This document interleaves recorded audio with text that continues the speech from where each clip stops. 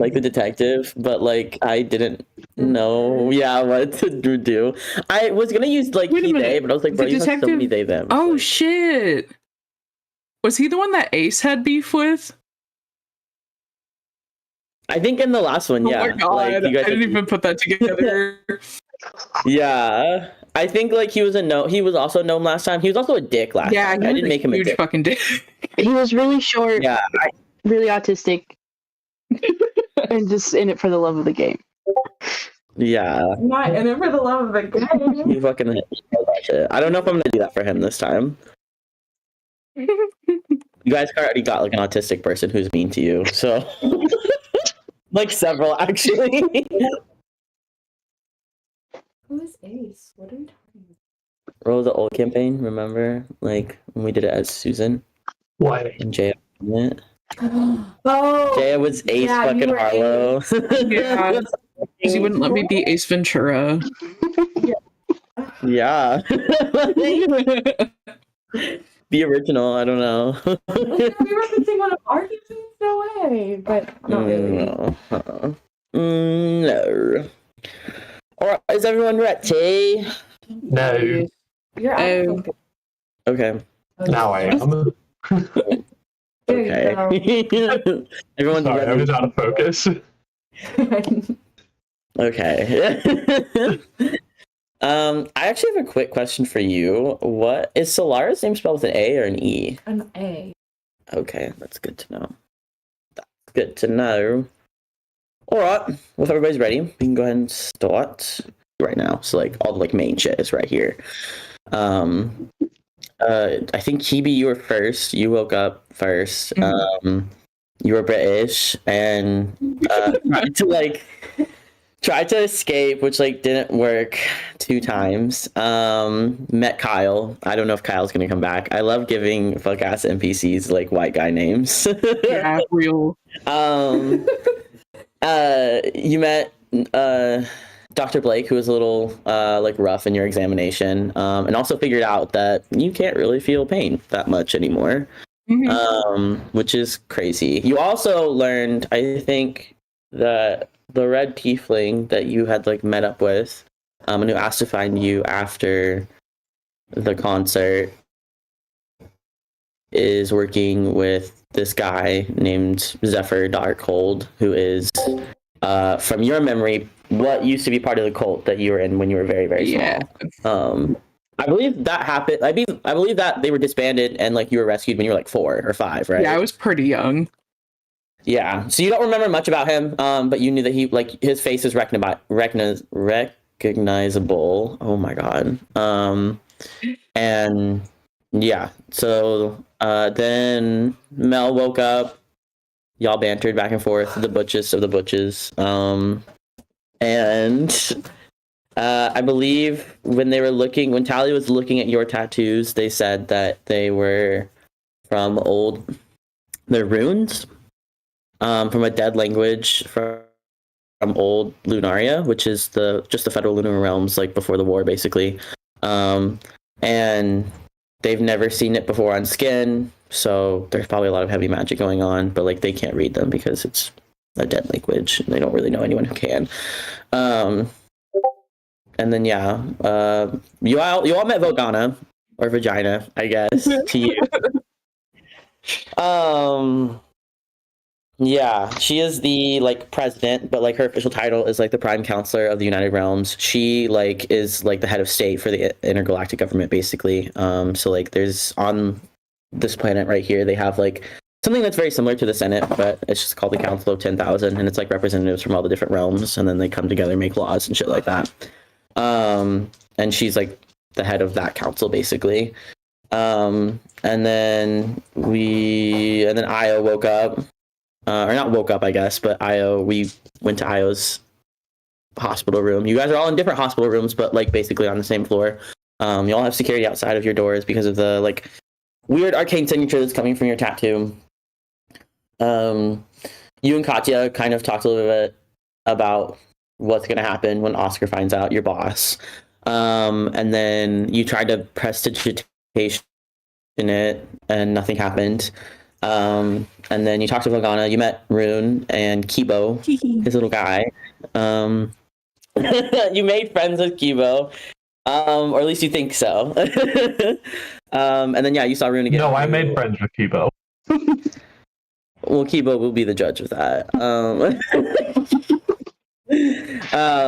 And Rune was the arcane hunter that you guys actually ran into in the one shot. So they've seen Io, they've seen Mel, and they've seen Morgan before, but they haven't seen you or Solara and Phoebe.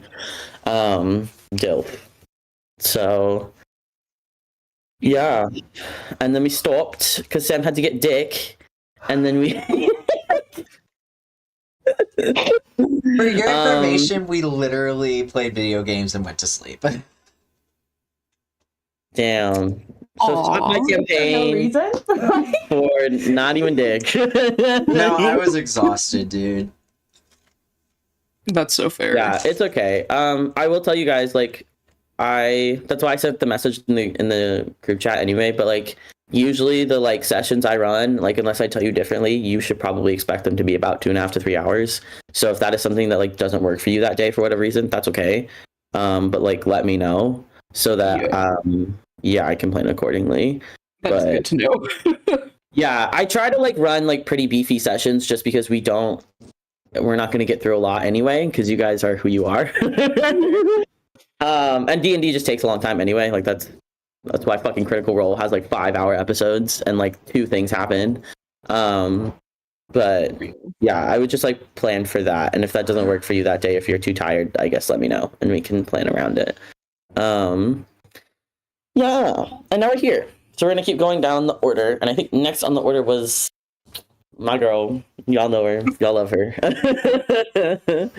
Solara. So yeah, so we're gonna go to your hospital room.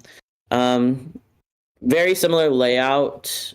Well, actually, not very similar layout. You have a different layout because you royalty, like you important. So you're in an adjoining room. You're in a hospital bed because of the poison. And you're in an adjoining room. And the one right next to it with the door closed, Leto and Azra are in there. So the Emperor, and then Azra is the head councilman from the Stellar Empire. So like just think about like if you had a head senator from like a state, like that's what he is or whatever. So he runs like all the congressional stuff that comes from the Stellar Empire to the Intergalactic Council. They're in an adjoining room right now. You assume Leto's in a hospital bed because of like all the damage he sustained, but you're not really sure because the door is closed. And like you have a little medical droid floating around you, very similar setup to all the other rooms. There's like a giant window, basically. You can overlook the city. It's starting to fade now, like more into like nighttime. And the only other person in the room with you is your knight, Sir Altair. He is leaning up against the window, kind of just like looking out. He still has his helmet on, all of his like stuff. You get the idea. He probably has already like been checked for stuff, and even if he hasn't, like he's okay. He doesn't need to. He can figure that out later. And instead of federal security guards outside of your door, they've allowed you to have like the Order of the Scorching Ray, which is like the knighthood within Helios Church that is tasked with protecting the royal family. So he's in there for your own personal protection, and then all the other knights are outside the doors. And yeah, just waiting for any like information or anything like that, because you have been, even though you are royalty, you have been ordered by the intergalactic government to stay here until they can figure out what's going on. So yeah, you have the little medical droid that's like hovering around you, poking and prodding at your hands. And I go ahead and what's your passive perception? Pretty high. Hold on. You guys are all perceptive. I hate this. Where is it?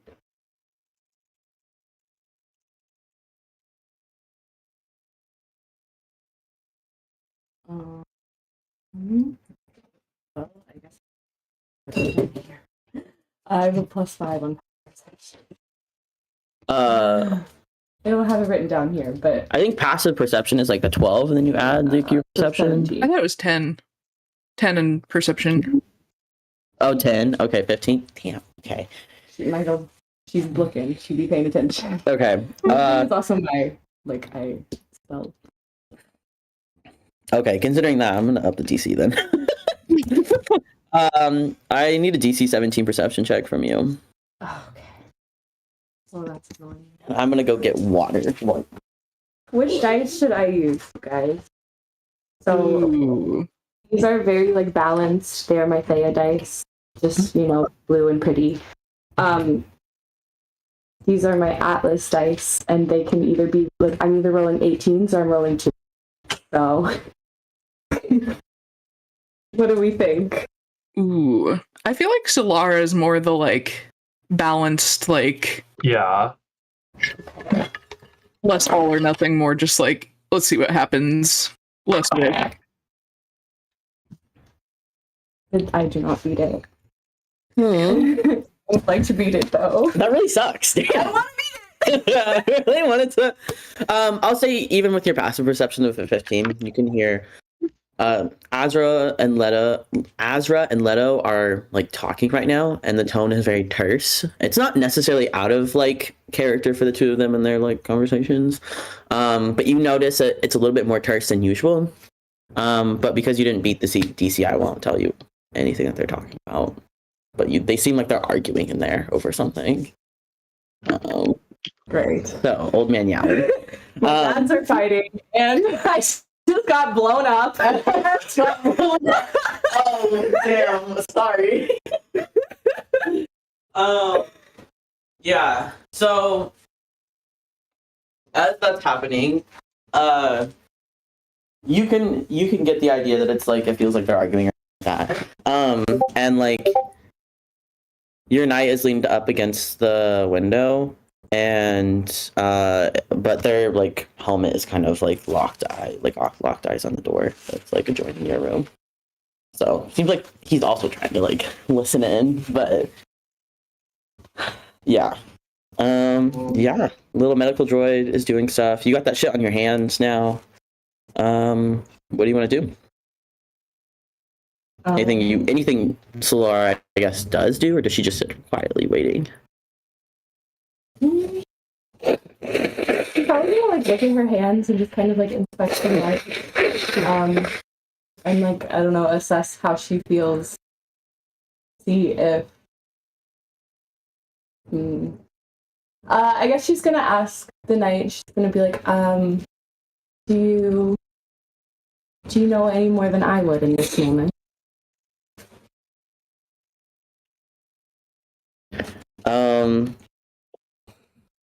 You know any more than I would in this moment.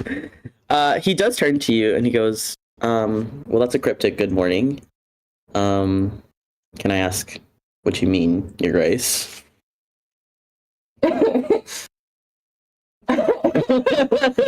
Anything specific on your mind? She's gonna be like, good morning. What's going on?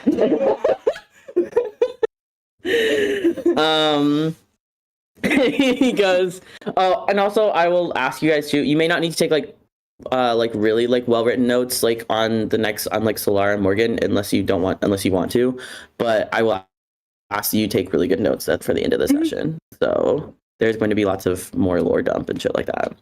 So you ask like what's going on. He kind of like straightens up a little bit, and he goes, well, the poison, you'll be fine. You might have a little purple eye bags under your eyes for a little bit, is what the doctor told me, or at least the medical droid did before it hissed at me again. And You're not friends with the droids. you see like one of them gets a little bit too close to the like helmet or whatever, and he kind of like flinches away a little bit, and he's like, they're not my favorite. More like I'm also their favorite, I think.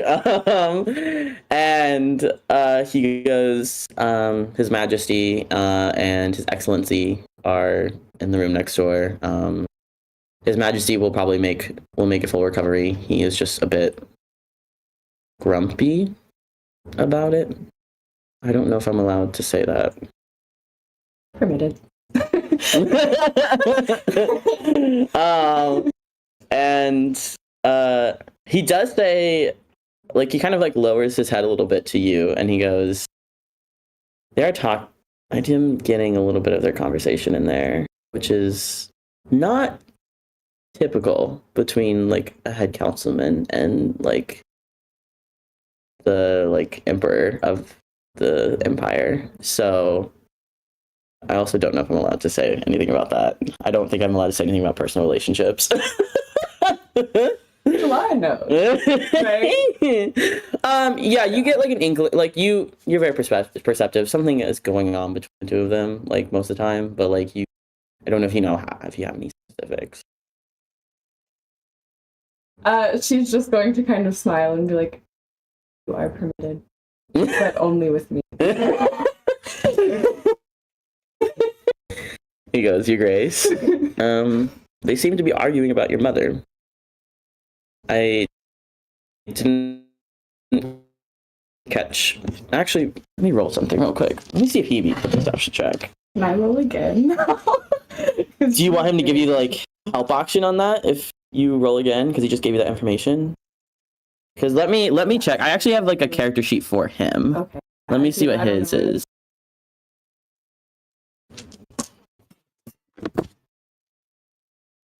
I can't remember what his perception is. Excuse me. Oh, he has a +1.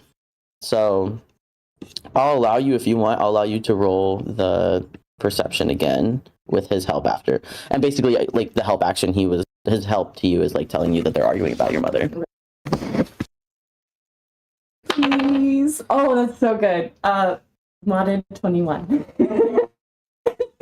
Okay. So with that information, you catch like these 3 bits of the conversation, basically. You hear like Leto specifically, like he raises his voice at this point, so that also helps a little bit. But like, you hear his voice say, "You know what happens if her coronation is delayed for too long," and you hear Azra's voice say, and then you hear him go on, and he says, "The late Empress, Helia, rest her soul, was the one that made the deal." Or wait, sorry, Leto talked first, and then Azra. Azra says, "The late Empress, Helia, rest her soul, was the one who made that deal, not you." And Leto responds by saying, "Yes, but I will not see the Empire descend into civil war after over 1,000 years over it." And that's what you get out of it.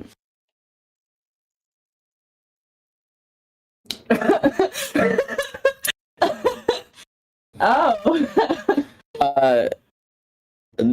Sir Altair like kind of like cocks his head to the side a little bit, and he goes, What did you say before that? Like anything that you know? Do you know anything that I don't know? Do you have any? I would. Do you have any information that I wouldn't at this time? Because he kind of sees your face like change as you like listen in. So I was just kind of. She's not gonna say that. She's just gonna kind of like listen and like kind of like recover herself and be like, there are things that even I am not prepared to do. So. Yeah, he kind of like dips his head, like acknowledge, kind of just like goes silent again. So he does say one more thing to you before Vilgana comes in. He's like silent for a little bit, and then he kind of like, you can see, like, you can't see him do it, but like his helmet is like trained on you, and like maybe you get the sense he's looking at like you do have some wounds on your body. They are healing like very well. But he does say to you permission to speak freely. Yeah. She's gonna notice him looking explicit. Okay. Sorry. Okay. He like nods, he like acknowledges what you said. You can't see his face or like his reaction to it. But he goes, I was chosen by divine purpose to protect you for when the test that you're about to go through for ascending the imperial throne, and I feel I have already failed in that task, considering you were sitting in a hospital bed. So, do you think it necessary? You do have the power. It's within like the bylaws of this tradition or whatever to request a new appointment, which means basically you can ask for a different knight because he had failed at his job. Do you wish to request a new appointment? Oh. It is well within your right. Yeah. And he goes, if I don't pretend to be a princess, so I can't imagine you would care if I was offended by it, but if you cared, I would not be offended by it. Going to think on it for a minute, but she's gonna turn the question back and she's gonna be like, in what scenario did you fail? Well, I mean, he gestures to little medical droid still sitting around you and tending to something. It's not a bad cut, but I think you did get on your cheek or something like that, and it's in the middle of it's not a very high level cure wound spell because it's not it's a droid, but it's slowly being stitched together, and he kind of nods towards it and goes,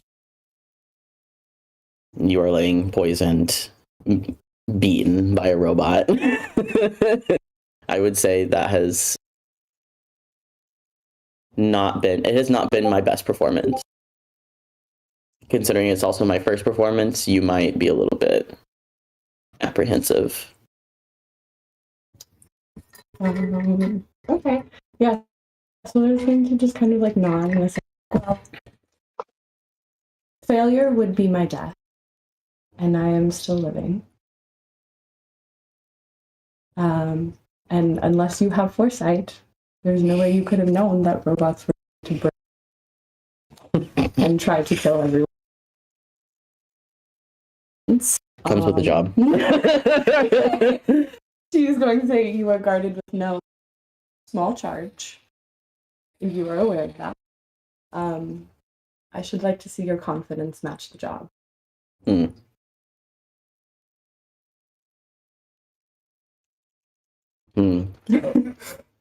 You see, he kind of nods to that and goes, "I promise you, you have not seen half of the confidence that I can give to my job." And he kind of looks at his own armor too, because it up a little bit, and he's like, "Again, hasn't been my best day, but doesn't mean that it will be a repeat performance. Your Grace." She just nods again. She goes, I will allow you the time to prove. Okay. And with that, I think Azra opens the door in between you guys' rooms, and comes in, just as Vogana also opens your actual fucking room. And the two kind of come in together, and Azra looks a little bit he looks over at you, and immediately comes to your hospital bed, kind of looks you up and down, assesses you. He gives you a little smile because he looks like he's trying to keep things light, and he's like, "This isn't the worst I've ever seen you. Do you remember when you fell off? You fell off." And he describes a time when you were a child that you fell off, you were climbing a garden gate, and then you fell down and almost broke your leg. He goes, "I've seen you in worse conditions that time in the Great Royal Garden." Yeah. So Vogana comes in, along with her entourage. She comes over to you first, obviously, and she is very nice and polite to you. She introduces herself. She goes "I'm sure we have," because I'm getting also probably you have already met her since she is the head of state. So maybe you guys saw go. She was not present at the gala, but I think the official reason for that was she had sent some representatives in her place, but there was a crisis that she had to take care of or something like that. But she did thank you for your invitation. So yeah, she addresses you and she goes, Your Grace, kind of like gives like a little bit of a nod. Not as much of a bow as like everyone else has given you. Who's not like yeah. And she goes, I was so sorry to hear about the tragedy that happened at a time of celebration. So I hope that you can accept my deepest like apologies and condolences for if there was any losses, and for the loss of, I guess. And then she looks at your hands again. The loss of a little bit of autonomy at the same time. Apologize for the keeping you here part.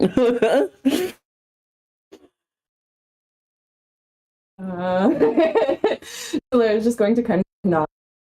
Be like, well, what's necessary is just leave it there. Yeah. She goes, of course. She doesn't make very much small talk with you. She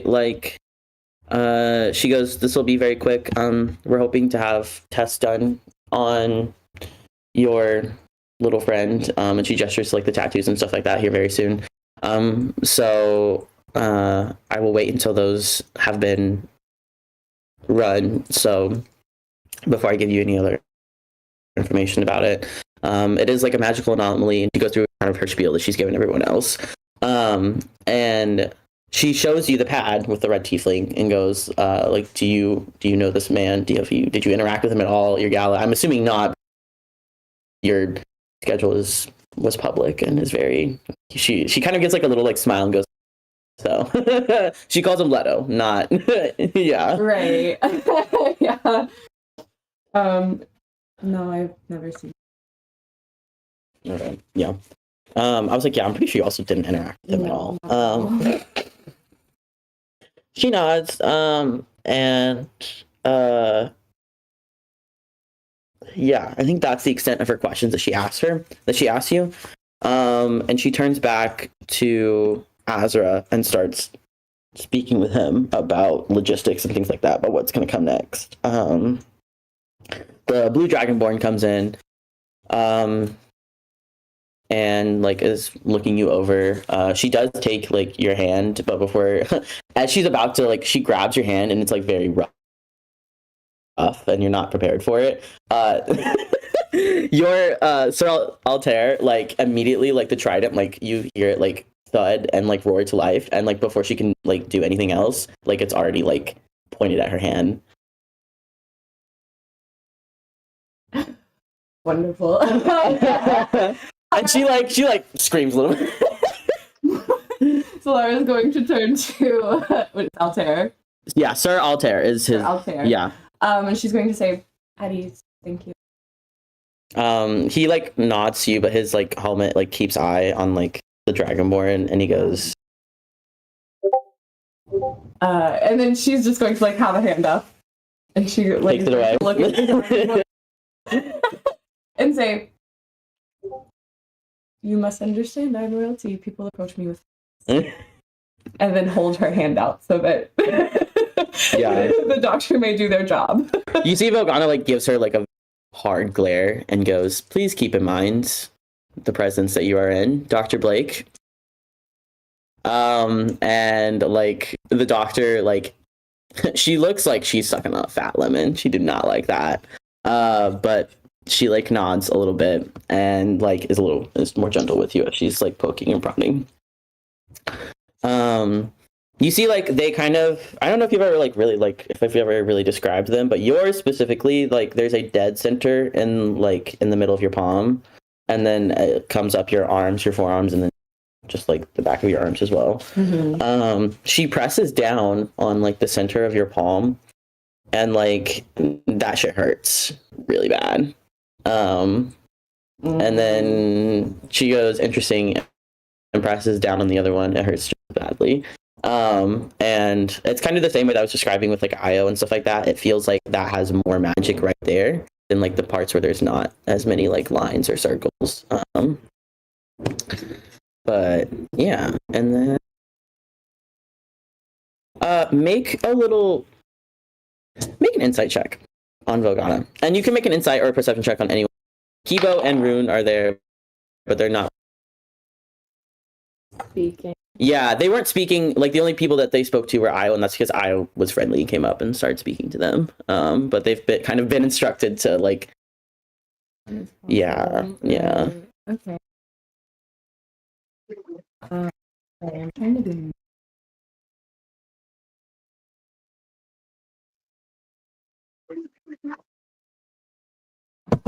Okay, yeah. I would say even with 11, you can kind of tell like Volgana is very tense whenever she's talking to Azra, but you don't get a sense why. Maybe it's because of him. Maybe it's because of what they're talking about, or maybe it's because of something. But yeah, she's just like a little bit more on edge. It seems like. Yeah, and then so she kind of tells you. She like addresses you at that point. And she tells you that like to you and Azra, because Azra comes up again. We're gonna be moving here in a couple hours to a debriefing room at the GBI, the Galactic Bureau of Investigation.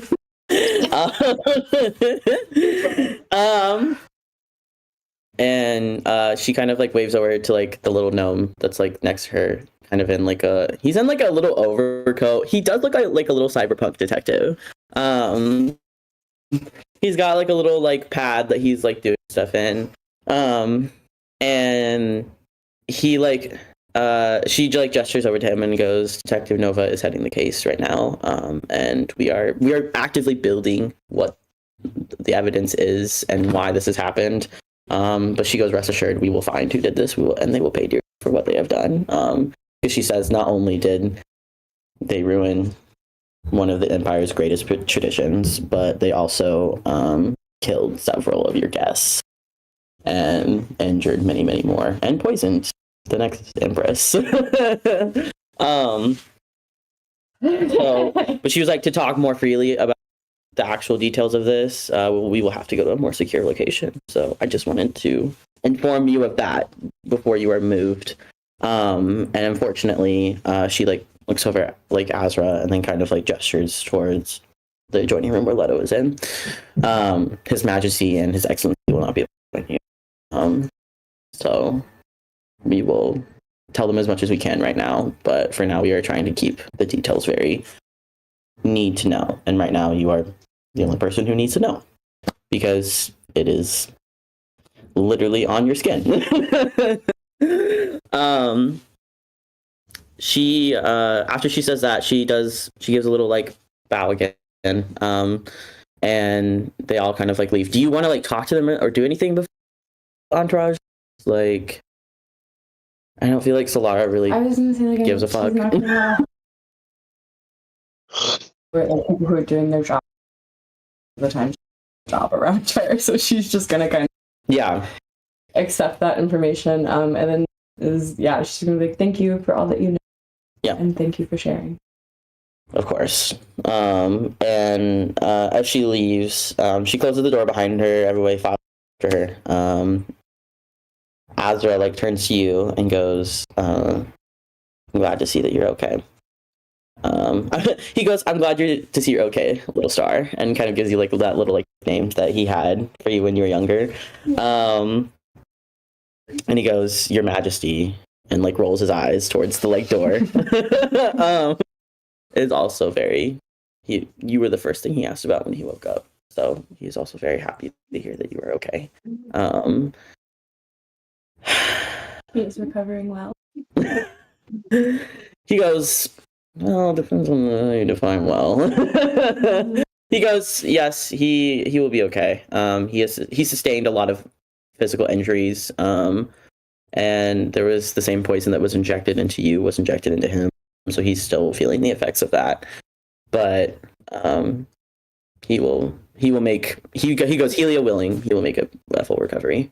Which is good, because if both of you had been taken out, we would be in the middle of a succession crisis at the moment. So be thankful that there's no civil war right now. And Helia. my girl, you know. But he goes, I don't need to tell you that. You know what the situation is. And make a history check for me. Some good rolls, please. For the love of God, some good rolls. Like, oh my Some good God. rolls. Panhandling to the the D&D guy. 14. Mm-hmm. Okay. With a 14, when he says like you understand the situation, the basic like political landscape of the empire right now is your family, the like Castor family, has had a dynasty for over 200 years at this point, the longest, like since the formation of the empire. And there has been a source of tension among like the like nobles of your family and like of the other families and stuff like that, because you are the only like direct like successor to the throne. And usually that makes people nervous anyway, because you need to have a spare in case should happen. Yeah, so it's caused like a lot of like situations as you were growing up were very like tense at times between like family members and like other houses, other like star systems, because well, one, they were trying to figure out who you were going to, because you are a political. Yeah. And two, also because of the fact that it's known and what your mother went through miscarriages before having you. So you were a very difficult but like blessed child of the family. Mm-hmm. So that has always been kind of like A lingering concern. Yeah, it's something that you've like grown, something that like it is an anxiety that they have tried to like take off of you, but it's really hard to do that when people are making passive aggressive comments to your face and being like, "Oh, are you well? We hope you stay well. We hope you stay well." But yeah, so that is all he says. Was there anything else you wanted to do?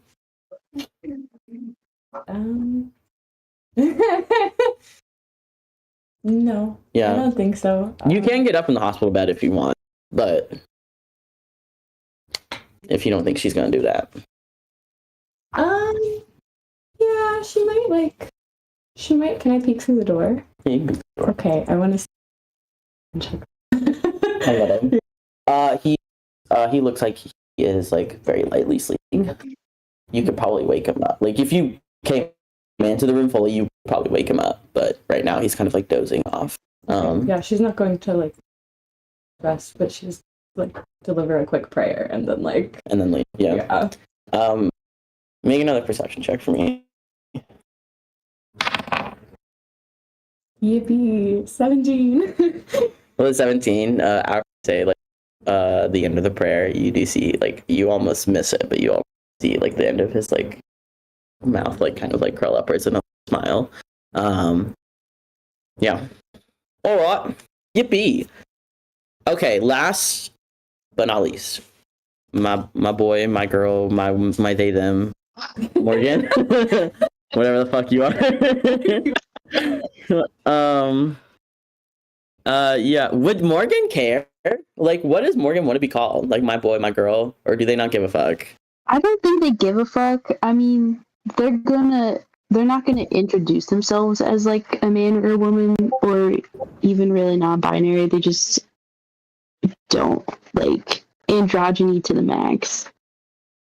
They're agender, capital A agender. So if people call them one thing or the other, they're not gonna correct them because they really don't care. But Okay. they're like strong gender apathy. Okay. Cool. I was just curious. Okay. So we're gonna go to your hospital room. The layout to your room is very similar actually to Lara's. There's an adjoining room, and then you're in the room next to it. The adjoining room has Zara. So she got like a little bit of an upgrade, just like Solara did, because they famous, they rich, you know. Io didn't because, well, Io's has a thing going on. Otherwise I would have given you one as well. But you kind of get that special treatment, like just because she was with you. Because they asked you guys before you were admitted to the hospital who was with you, basically. So Zara's in one room, Case is with her, and then some of the security guards that were with you guys. So Jeffrey's there, I think. And Malachi. Some of them they're just outside the door actually, but like if you would want to like, because they were part of like the security guards, right? But like they might be coming like in and out to check on come out of the room yet. So right now you're getting poked and prodded by the little droid. You are in a hospital. So whatever like stuff that like what is Morgan? You said Morgan has a lot of tattoos. Like where are the are they just everywhere? Yeah, I think definitely. Yeah, just completely covered, neck down. I think. They usually hide their neck because there's something they don't really want people to see. But like on their chest, like on ribs or in scars too. But yeah. Not a lot of whole. Oh, sorry. Go ahead. Sorry. Oh, not a lot of skin showing because there's so many tattoos. Unfortunately, anything that you don't want to be seen is probably going to be seen unless you want to do something about that very quickly. But the little like medical droid that's like hovering on your chest, I believe. So instead of it like being open in the back, it's open in the front. So you're not double cheeked up right now, but cheeks covered. But we have like learned that Morgan is super like caked up. So like you can really see the like outline. Muscular. Them cheeks.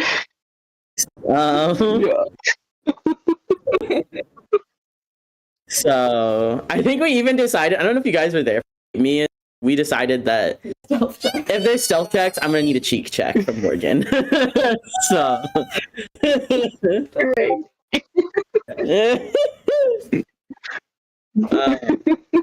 but yeah, is there eye and cover up anything that you don't want to? I think the most that they can do is just like usually that they have their hair up in like a half up, half down kind of situation. I think the best that they can do is just let it all the way down.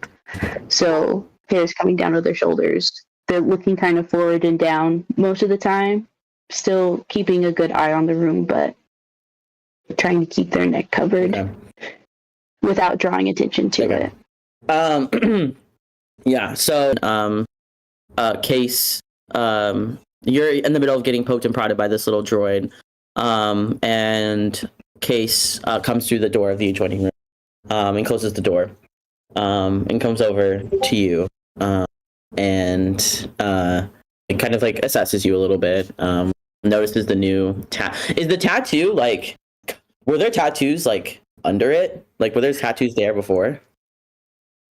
Yeah, and I think they looked down and were like, oh damn, that was one of my favorite pieces. That sucks. Any tattoos that you had under it and like branching out, like anything that it touches, like the skin is like new, like it's like taking over whatever it is. So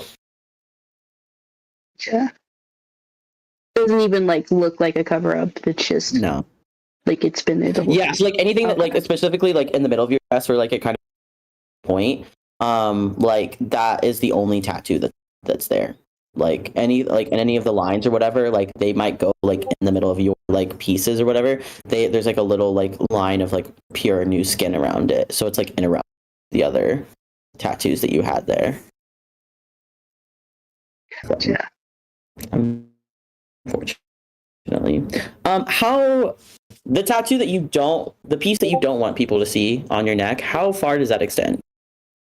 I think it's just like in the neck. It doesn't go down to the shoulders or anything, but it is like the side of the neck. Okay. Yeah. So then that one that you don't want other people to see, I guess, is safe.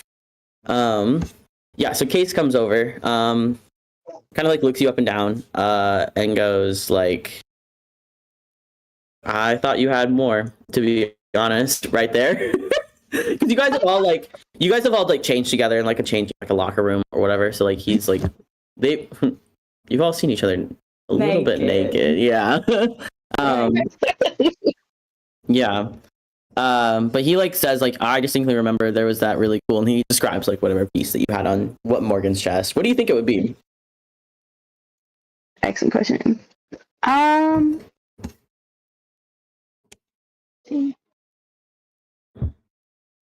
I think it would be like a very elaborate, like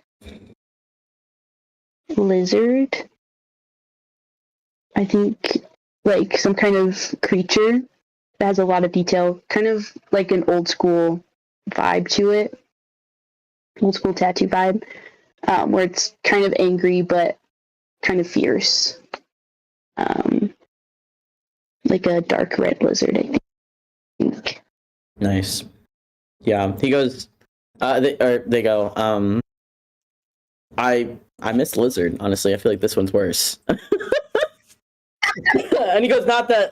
They go like, not that. Sorry, you just got beat up. Or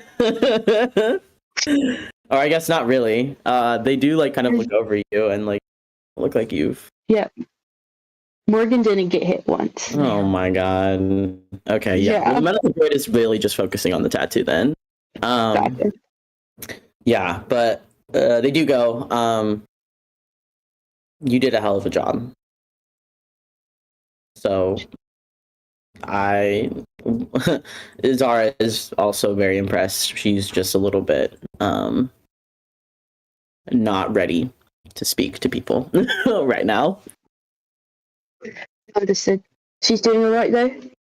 Yes, you did a hell of a job. She's unscathed for the moment.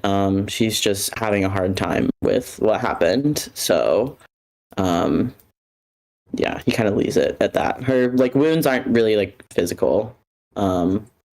She's just. He was like, you did. They're like you did the best that you could.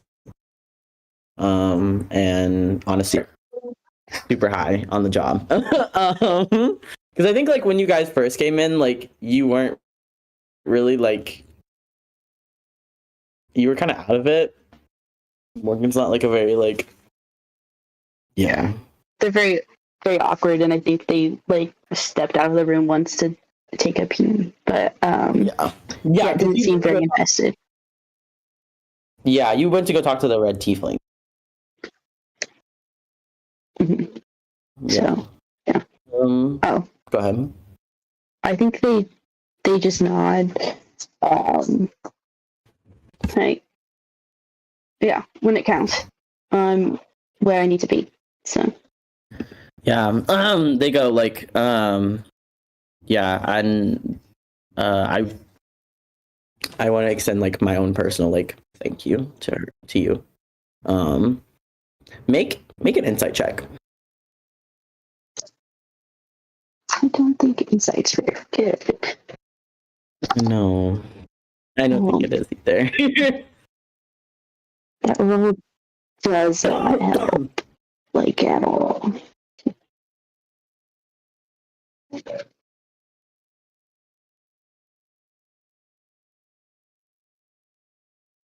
that's a fat 8. I will say my passive is 13, but yeah, it's not good. Okay. I'll say even with like a 13, like they're giving you your own personal thank you because they're really grateful. No other reason. Can't possibly be any other reason. But yeah, they give you that thank you. They're kind of not like glazing you, but like they are giving you like a very like boss type of like you did like a great job. And as they're doing that, Vogana and her entourage come in. You see, as part of her entourage too, like just because they're standing outside, Jeffrey and Malachi also come in. Because like you see, as the like door like you hear it like come open, The first thing that you see are the two of them like trying to like listen in to like whatever's happening in there, because I think it's Zara's room, and they like see you and they're like, Jeffrey's like, Morgan, oh my god, you're okay. Yeah, I was, doing my job. How are you doing? He goes, well, and Case like shoots him a look that tells him to shut the fuck up. Malachi also like kind of like nudges him a little bit, but like kind of nods towards you and goes like, glad you're okay. As they like come in, so then yeah, they come in a little bit and kind of stand next to Case. Vogana and her entourage come in, and she introduces herself again like she's done with everybody else. Kind of takes a look at your chest where the like little robot is like hovering, and she goes, well, sorry about the ink work. I'm sure it looked, she doesn't really know how to talk to you because like you're not really like, you kind of notice like with certain people, like she knows kind of what to say, but like to you she doesn't really know what to say because like you're just some guy. Like everybody, like even Mel, like even though they were all kind of some guy, like they had like someone in their room that was like she knew or like she was interested in.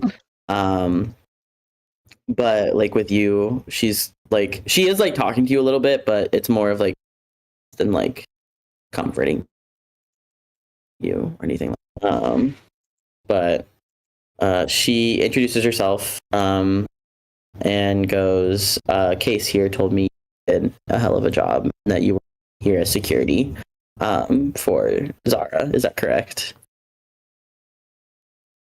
Yes, that's correct.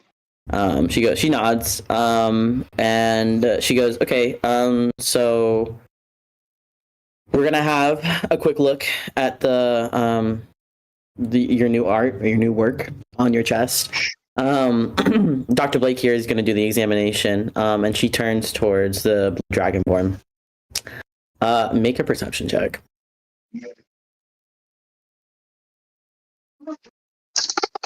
What? Archie, damn it. I can't roll for shit. I'll let you do this with advantage.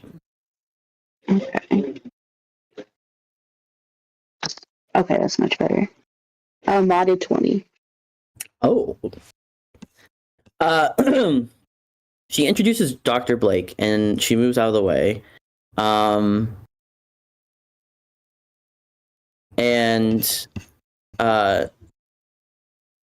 She's like looking down at her pad, like the Dragonborn is, and she looks up at you.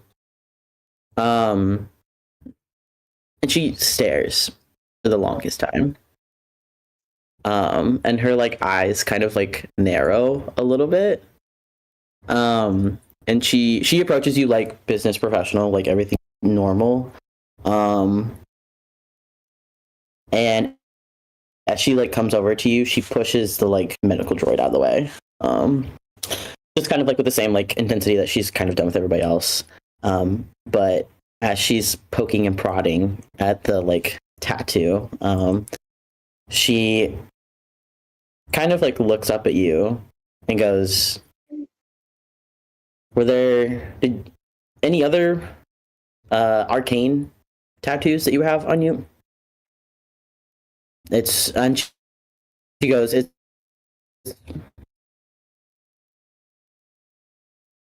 purely for medical purposes, so we know how to conduct the exam. Does Morgan recognize Dr. Blake? Yeah, you recognize. Okay. You get like bits and flashes from when your time with her, but like, yeah, you know who she is. Okay. I think as like, and with a modded 20, I can tell you right now she knows who you are too. She knows who I am too. Yes. Okay. I think they accidentally go into a rage. Like, they're usually pretty collected, but as like Dr. Blake like touches them, they go into a rage, and like kind of like sit up very abruptly and like, please do not touch me. What does it look like when Morgan goes into a rage? I think their skin like kind of crackles like stone. And their pupils like dilate very wide. As that like happens, like you sit up very abruptly, like all those effects happen or whatever. Like the security that's with Vogana and the doctor, besides Kate guards because they like you, they all instinctively like bring out their weapons. And Vogana looks a little bit off of her game, but she goes, okay, it's okay. It was a tough day. A lot of things happened. You're in a very unfamiliar place. Put the guns down. Like she kind of like gestures towards the security guards and they like lower their weapons a little bit. You see Dr. Blake, you say like, please don't touch you. Is that what you said?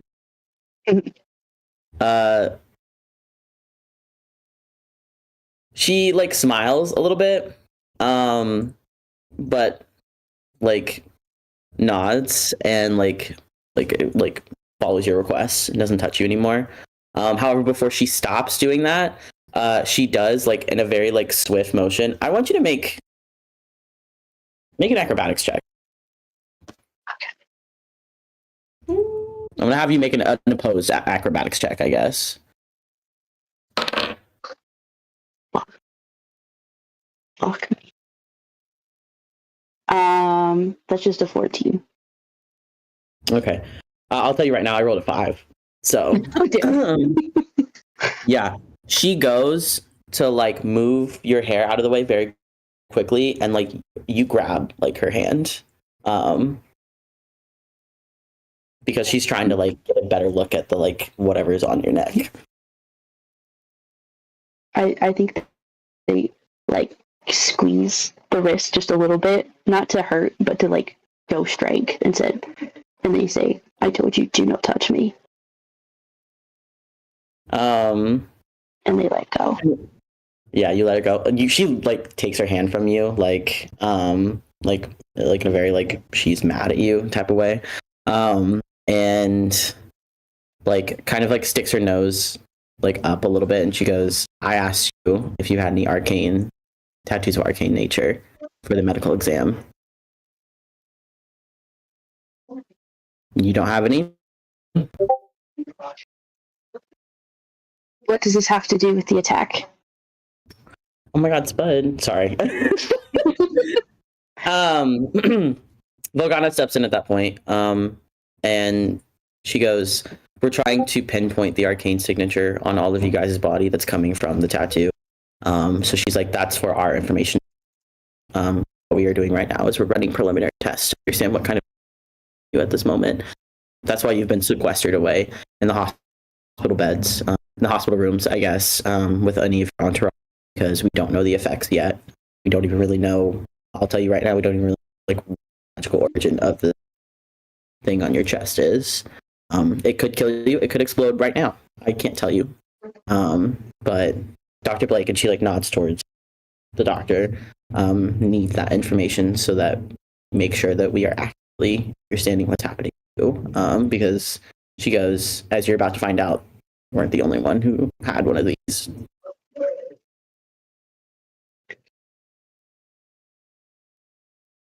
I think they try to give as little information as possible. So, Okay, what does that look like to you? Because arcane, I guess I should give you some background. Arcane tattoos aren't necessarily, magic tattoos aren't necessarily illegal. However, they do require like a permit or like something else. So like I'm gonna guess Morgan doesn't have a permit, even like whatever. So, but Do they get the sense that like they would know that Morgan's lying because of like the readings that they're doing on the magic in the room? They won't know. No, Dr. Blake might know, but they won't know, huh? Okay.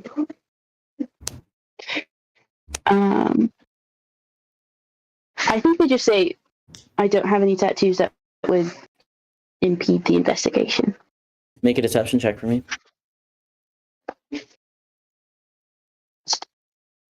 Okay. Oh. Deception. That's a -2. So 11. Oh no.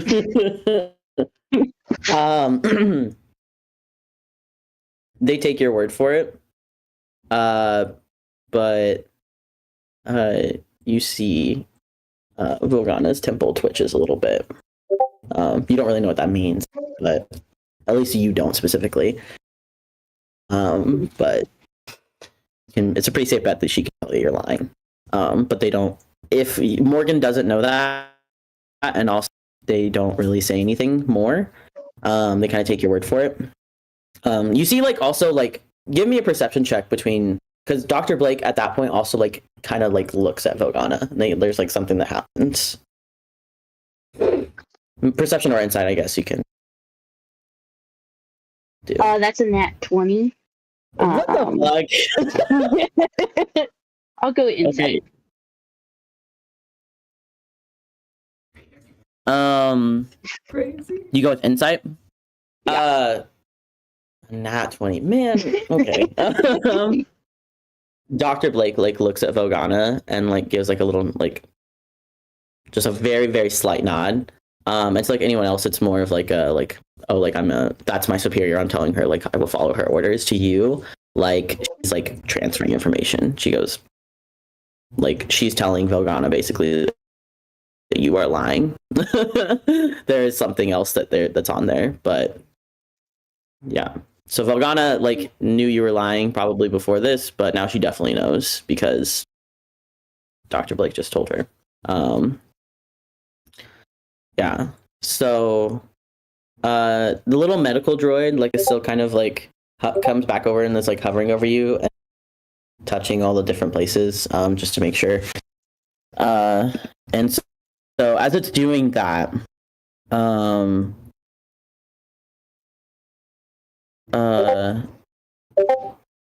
sorry.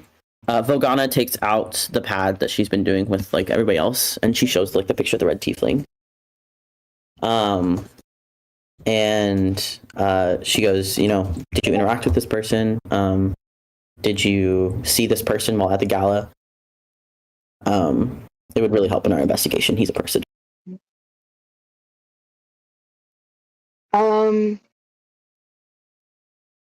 So they know that they're not very good at lying, and they've already lost the sauce here. So I think they do, like, I show him in passing, but they don't give anything else. She presses further. She goes, did you talk to him? Did you, like, interact with him at any point? They were passing each other in the hallway.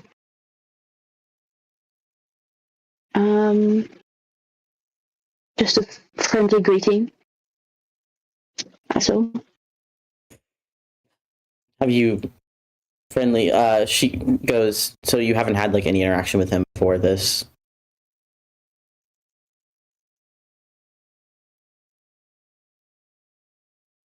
Is it the same disguise as the one at Zara's concert? Or not at the casino? No, he was a half elf at the casino. Gotcha. So. Yeah. I've never seen this red tiefling before. This night. Okay.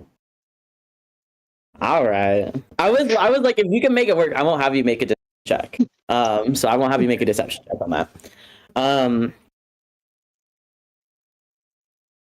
Never seen this red tiefling. Okay. She, like, nods. Yeah, not technically a lie. And she goes, okay, like, thank you, we appreciate it. You see, like, Rune also, like, as like she's talking to you and like you guys are having this conversation about the teeth. He like comes up behind her and is just like the tattoo and stuff like that. You do recognize him, the like R1 shot, but like for you guys, I put the timeline for that to be about like so it's been about 6 months since you've seen him. But he's just kind of eyeing like all of the tattoos and stuff and like looking at the one that you just got. And make a stealth check if you're still trying to hide that silver on your neck. I won't have you do a cheek check because you're not walking or standing. Laying in bed. Yeah. Cheeks are resting. Those cheeks are resting, right? Ain't no rhythm. That's excellent. It's a nat 2, so an 8. Okay.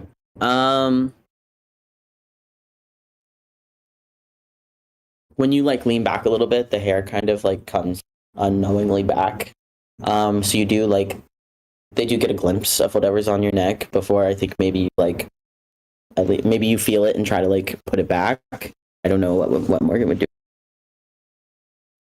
I don't think they bring their hands up to bring attention to it, but yeah, they do like bring their head forward a little bit so the hair falls back into place. Yeah, I think you notice as you like look like the like arcane hunter that you saw about 6 months ago. He does like kind of smile at the tattoo. You can make an insight check on that if you want, or you could just do it at that. I don't really. Depends on what Morgan would do.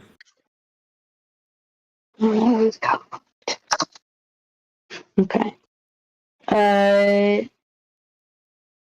Insight is a modded 20. Jesus Christ. Okay.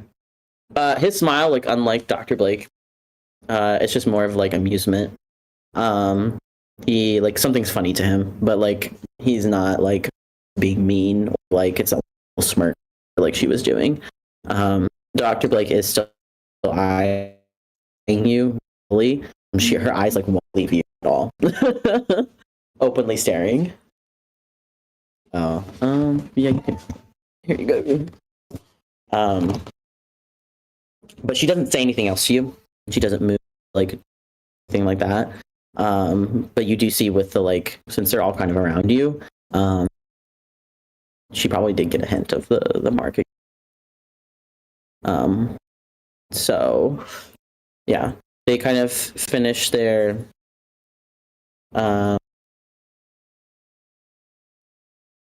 talking, and I guess like what's the word? Investigation. They don't ask you anything.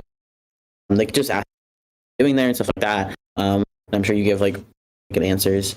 And as they're about to leave,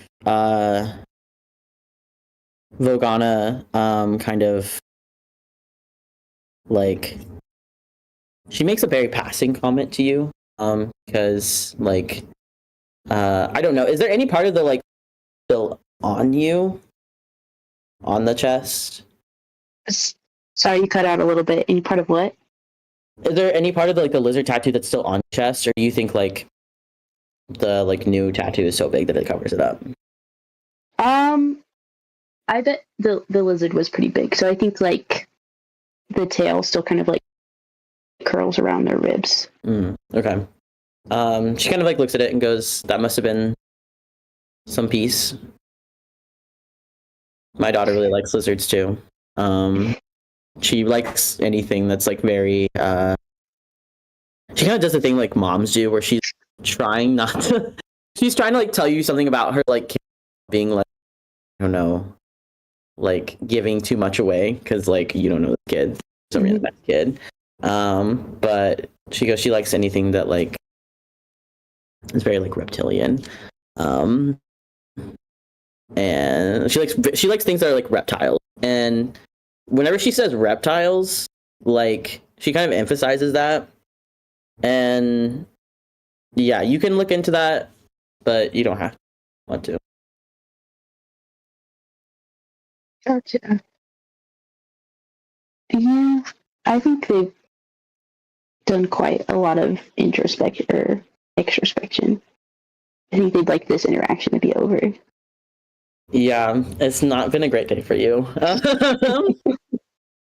She like thanks you for like complying with the investigation, and then tells you like we're gonna be moving you here in a couple hours to a secure location, the Galactic Bureau of Investigation, basically. Lara. So with that, they all kind of leave. Rune is kind of like the last to leave. And he kind of like gives you like a nod, like just of acknowledgement. And go ahead and like follows her out.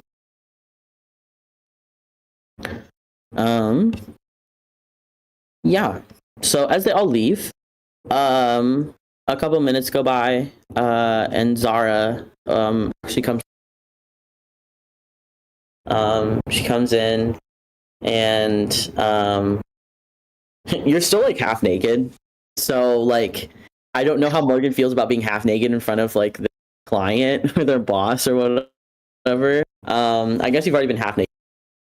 But again, y'all be in the locker rooms together. So Exploring bodies. God, I hope so. Yeah, does Morgan like think about that, or are they just like still like crazy? I think they're still just crazy. They probably look after the door closes for a long time and almost don't notice Yara come in. Yeah, I think as you're doing that, before Zara comes in, like Case kind of like they don't touch your shoulder, but they are kind of like they kind of wave. You okay?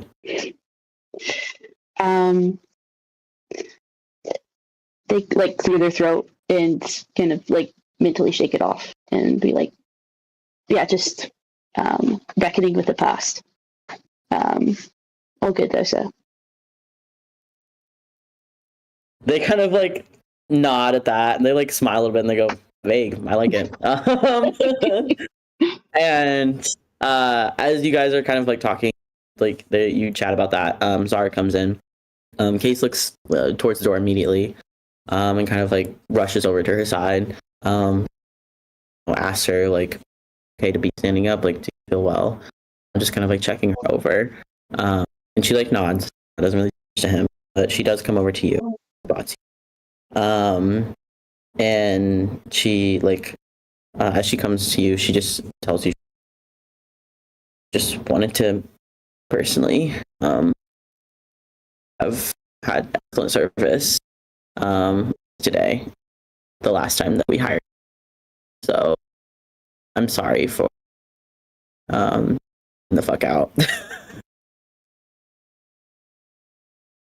was some freaky stuff happening. I get it.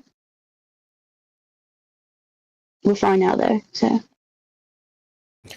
She nods. You can see she's also in a hospital gown, but like obviously there's nothing wrong with her, just like with you. And she goes, "I'm told that we won't be."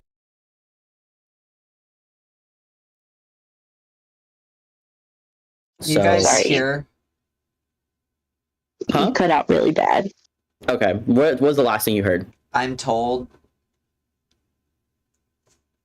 What the fuck was I saying? I'm told. Oh, I'm told. There you go. She goes, "I'm told that we're not going to be able to see you after you're moved to a more secure location." So she just wanted to. She's like, "I just wanted to tell you thank you. I really do appreciate it. And if you ever need anything, give us a call." And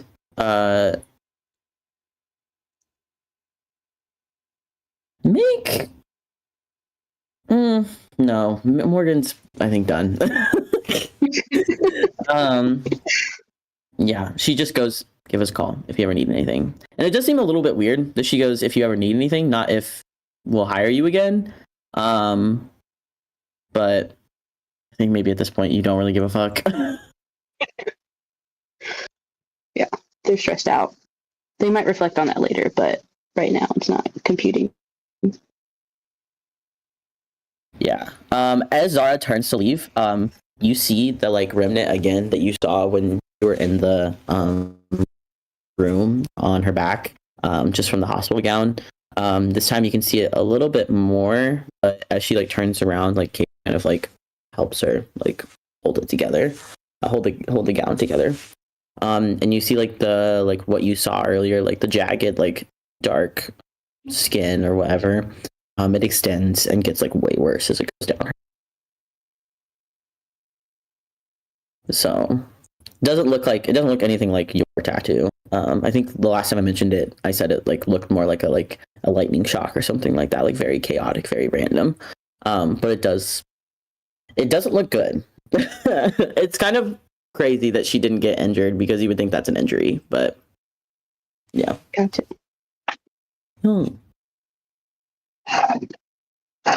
I think they do ask one more time if Zara's all right. Oh, like do you just say like, oh, like, are you sure you're okay? Yeah. She like turns back around to you, and like just kind of like nods, gives you like a very like polite professional smile and goes,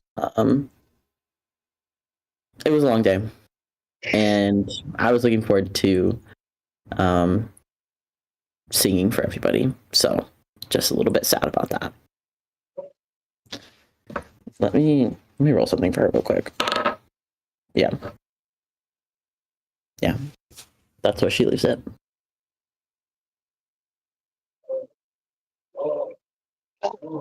Alright. You got pipes, ma'am. You'll get to sing for him. She chuckles a little bit. She goes, "You think so?" Yeah. She like laughs a little bit again. I think maybe if she was she looks very tired. So she's a little bit more like awake. She might be a little bit more like fun and happy with you, but she's chilling. Is there anything else you want Morgan to do? Can they change? Like, are there clothes there? Yeah, your clothes are there. Okay. I think when everyone leaves, they put on their like trusty turtleneck and cargo pants. Yeah. Yeah, at that point, the medical droid, I think, it's stopped hovering near you, and it's like kind of condensed on itself. So yeah, you can put your clothes back on. Okay. Can they like can they do like an Arcana check or something on the tattoo, like, and figure out like where the source of the magic is coming from? If they get the sense that they could use it for anything, like, can they do a little bit more thinking on what's going on? Yeah. With the tattoo. Make an Arcana check. Okay. Make an Arcana check. And after Morgan's spiel, like their part, we'll take a break and then come back. Well, it's an @1, so it's not going to do much. Oh, damn. Yeah. Yeah. I will. Yeah, it's magical. It emits a signature, just like other like maybe tattoos on your body do. It's a much stronger signature, but that's all you get. Gotcha. Yeah. Yeah. So let's take a 10-minute break because I want to eat my burrito. And then we'll come back at like, let's say like, I guess for you it would be like 6:40. No, 6:35. Yeah. Okay, I'll still be here. If you want to ask me questions, I want to warm up my burrito and eat it. I want to call my little dog. You can't do that now. I want to call it. Yeah. Do that after. Oh, okay. Wait. I know. We should have gotten that. Think about this and like the meeting, because we will probably have maybe like a transition, but it's not going to be very long. Excuse me. Water. Water. Drinking water. That's real, actually. Mr.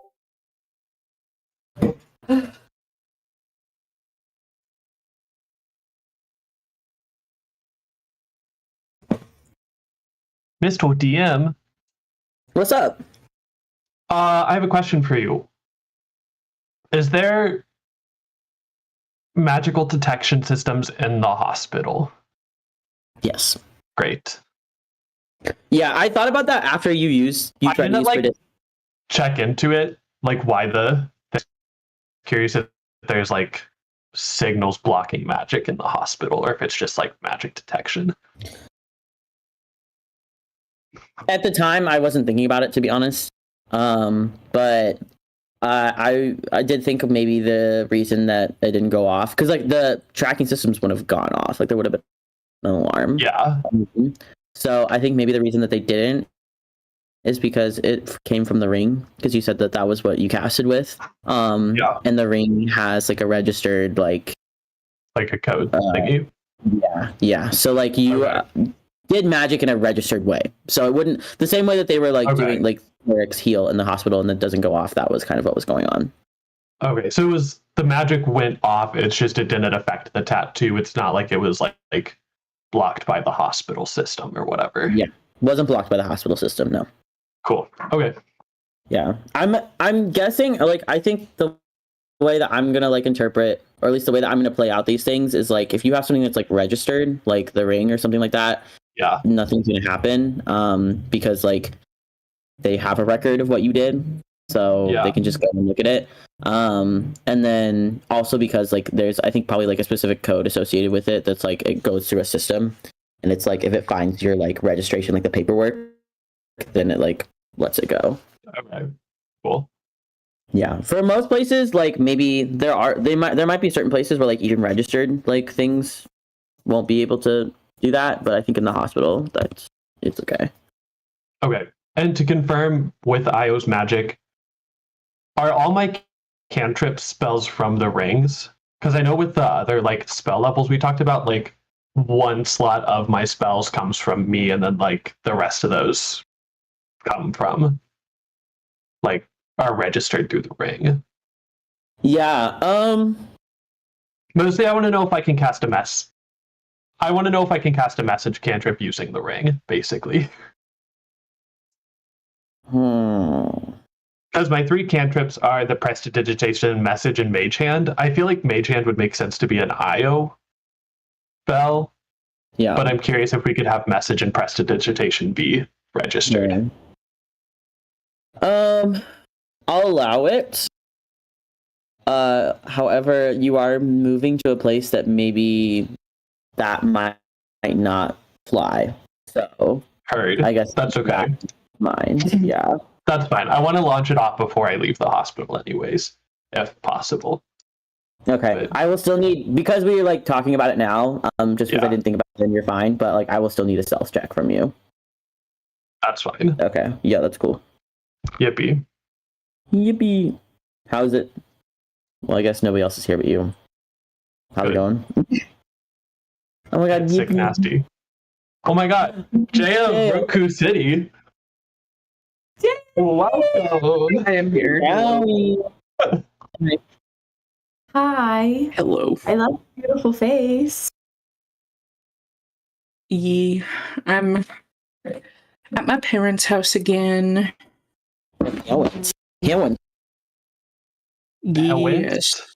How are they? They're good. They're chilling. Love to hear it. Yeah.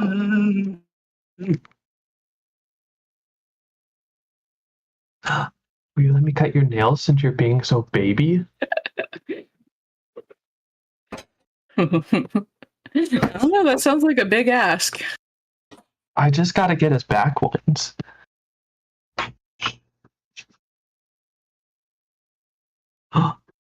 You might. No. They did Okay. this. Whoa. Okay. I'll stop. You're getting pissed off.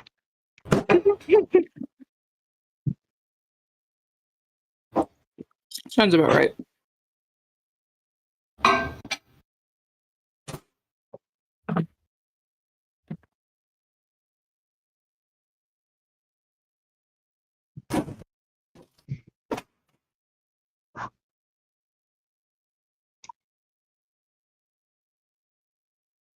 Oh.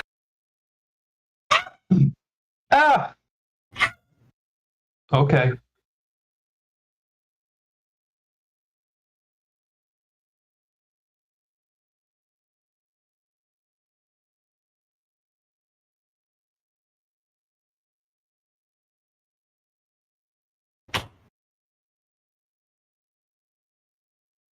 Oh, it's so rainy. It's raining. I have more questions about the ring actually, but I'm gonna message you. Okay. Are you just gonna message me? Like text me? I'll just message you on Discord. Discord. Wait, does this work? Yes. Yeah. Excuse me.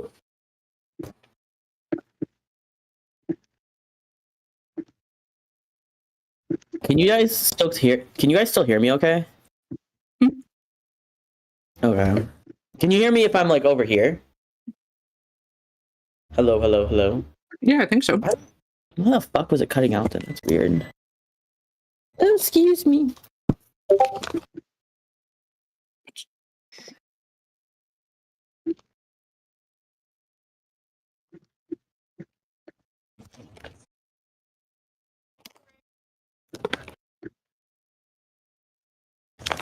You guys, you want to hear something great? Yeah. Okay, well, spoiler alert, it's not great at all. It's terrible. While we were playing, You cut out again right at the worst I time. said, while we were playing, my dad texted. Ew. Yeah, he said, "Love you and miss you, thinking about you." God, why are our dads the They same are. fucking They should. person? Oh, that real old man Yowie.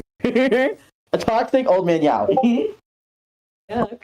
The worst. Yuck. Ugh.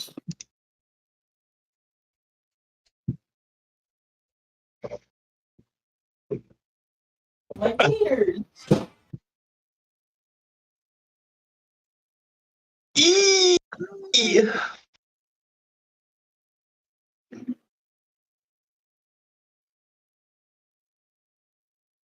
Okay. Okay, I sent you my question. Okay. Let me answer Tucker's question. Get my burrito, pack this bowl, and then we will start. Much to do. I think it would make keeping track of it easier if we did it this way. Okay. Did what? Sorry, I asked Cassie a question. Oh. Private chat. Yeah, I think. Is I the think- like 4 of 7, is that reasonable? Because that would still leave like, so like I can cast like 4 through it, and then anything after that is me. Yeah, because you said you have 7 spell slots. Yeah. Yeah. I think that is reasonable. I think it makes sense for your character as well because like Yeah. I was just getting started with like their magic and everything. So yeah, I approved. Approved. Okay.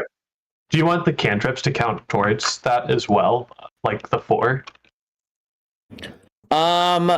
Because cantrips like don't take up a spell slot,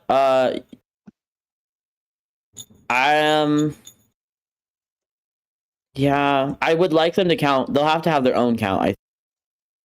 Like if you use it a certain number of times, then it starts being, or like I guess certain spells, like we were talking about, can come from the ring. Okay. I will say. So, what are the 3 ones you have? Mage hand, Mage hand, message, prestidigitation. prestidigitation. We'll say comes from the ring. Cool.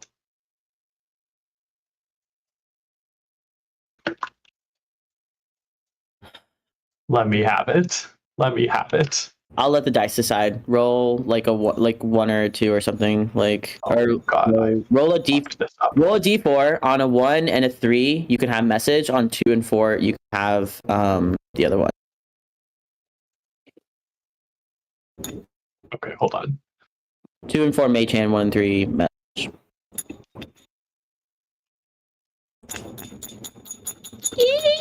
Sorry, I'm farming. Farming. Oh.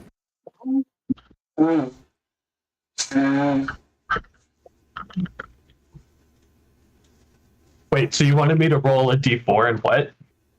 Yes. 1 and 3 message, 2 and 2 and 4 mage hand. Yeah. whatever it was, mage hand or whatever. Mage hand. Brother. Okay. Team, we really want message, so that would be good.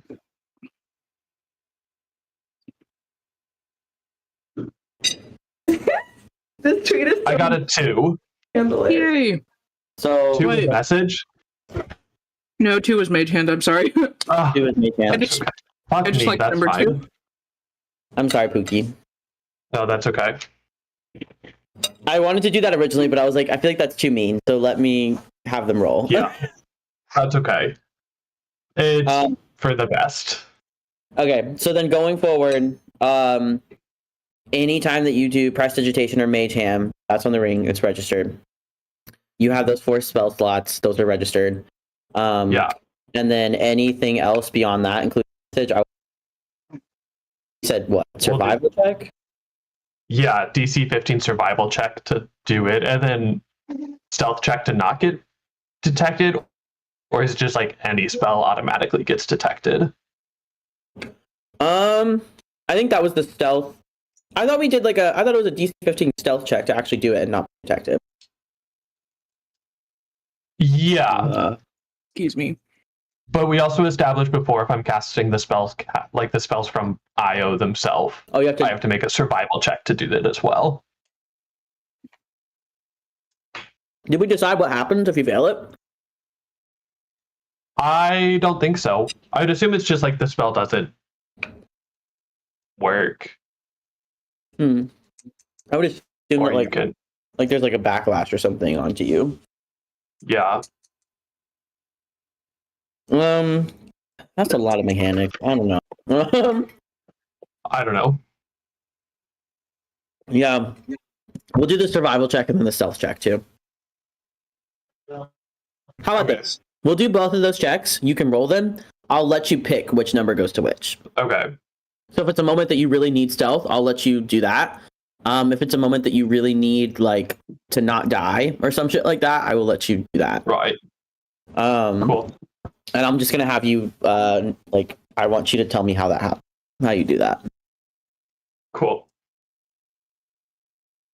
Approved. Thank you. Does that sound good with you? Yeah, I think so. We can talk more about it later. Yeah, you can haggle with me if you want, but So it's basically every time I'll just make the stealth check to hide it and then a survival check to be able to do the thing. And if we fail the survival check, DM discretion, you can decide what happens. yeah, Great. you might take some damage, you might not. You can decide in the moment. Yeah, depends on how I am feeling. Okay, cool. Okay. This is also just for all of you, like, because I think with all of you, basically, I have something, like, we all have, like, things we're doing with each other, like, checks that you're telling other people or what. Keep track of that process, because I'm keeping track of everything else, so, like, if you can keep track of that process for me, I would appreciate it. Yeah. Like, Mel with your Cybes. Yeah, I with the ring. By like keep track Cool. of it, do you mean like just keep track of like the stat Damn, blocks? you're muted. By keep track of it, do you just mean like keep track of the stat blocks or like what's happening or like Yeah. Okay. Yeah, keep track of the stat blocks, and then like once you actually, because you haven't taken any damage bees yet, but I'm of a 5 number of bees, so like keep track of how many bees you have, and then if for some reason you like, I really hope you don't destroy your hive, but we can talk a little bit more about like regenerating and stuff like that, like in your short. Okay. Because the bees, yeah, I don't know if they're having sex. Maybe. I mean Are the side bees fucking? Are they fucking? That's what I want to know. Is there a queen Nobody's- bee that's like getting mad Yeah, I mean, Mad like, pussy. in my head, the process of, like, keeping cybees is very, very similar to just, like, your typical beekeeping mechanics, just also they're, like, cybernetic, so they have extra things. Yeah. Well, because I thought too that like they're not like little robot. They're not little robots. Like they're like actual bees, but they've had cybernetic like things to them. Yes, Oh, exactly. so are assuming- they born with the modifications, or did they like get them so, once they're like, born? the lore is, like, the bees are just regular bees, but as soon as, like, they become, like, the adult form of themselves, they're modified by, like, nanobots. Sick. Oh, yeah. Yeah. Basically, like it's like what we have here. Like the bees are dying, or at least extinct. But they have the technology to like do something about that. So it's like a little like shield or a little Nice. bit more. It's like that one episode of Black Mirror. Oh God, I I don't actually even want to haven't ask. seen. Don't Yeah. see Black Mirror. Not worth it. I think Black Mirror I would first First give me episode alone nightmares. is fucking I saw crazy. approximately one episode of that, and I was like,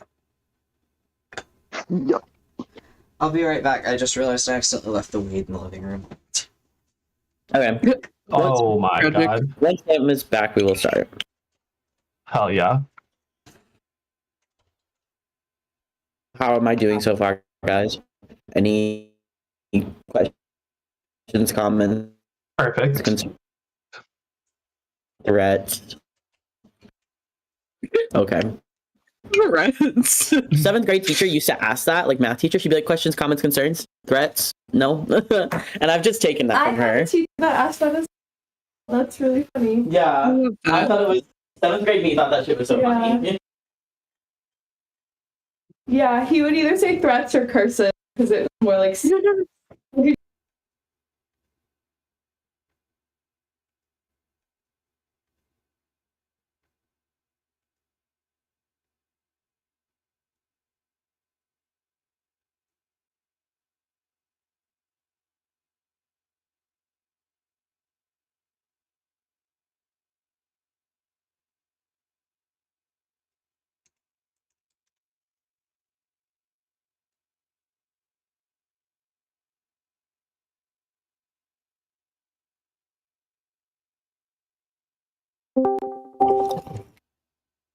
Hold on. Okay, are we back? Welcome back. Welcome back.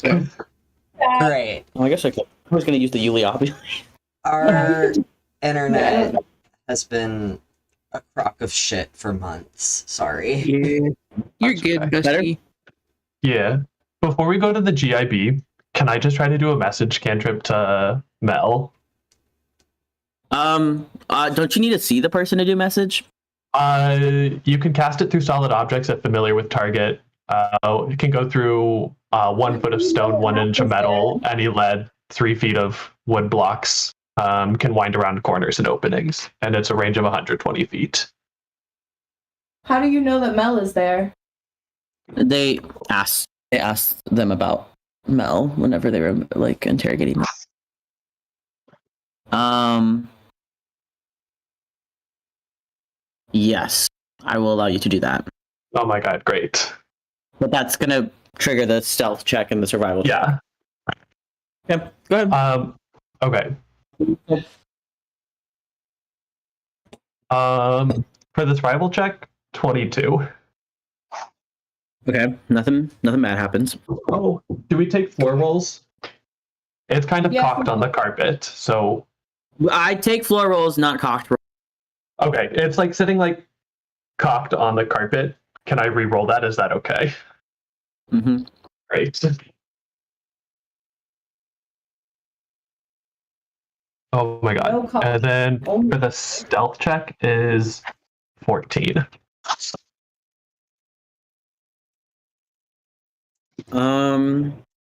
Is the stealth check with all your. Yeah. All right, I'm gonna let you know right now. You do not. Oh, that's okay. I feel like it still has to. I can't like not do it if I don't pass the. Interesting. That's okay.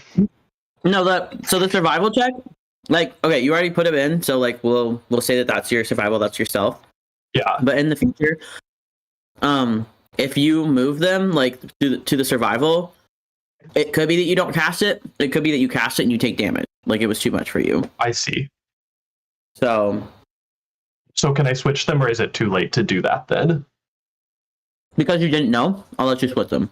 Okay, cool. So then I'm 14 on the survival. We said the DC was 15, but I passed the stealth like crazy because I rolled an 18 and it's a +7 or whatever. Yeah, and like honestly, I don't really want to deal with you getting like fucking arrested. That's fine. I'll make that call for me. Great. Okay. Yeah. Yes. You do that. Yeah, I'll say that you'll take damage from it. So roll me a d4. Okay, great. That's so fine. Wow, all 4 points of damage. Yeah. You do it. We said that Io's magic doesn't really have like. We said the bardic didn't. I feel like the message cantrip wouldn't either. Like it probably just looks like Io is like mumbling under their breath to themselves about something. Okay. I guess and maybe if you like. If there's Go ahead. pushback. If there's pushback, like what do you think like your magic bouncing back on? Oh, I see. Like if I like fail the survival and it comes back on Io. Yeah, 'cause I'll let you do it this time, but you will take 4 points of damage. That's fine. Honestly, I think it's like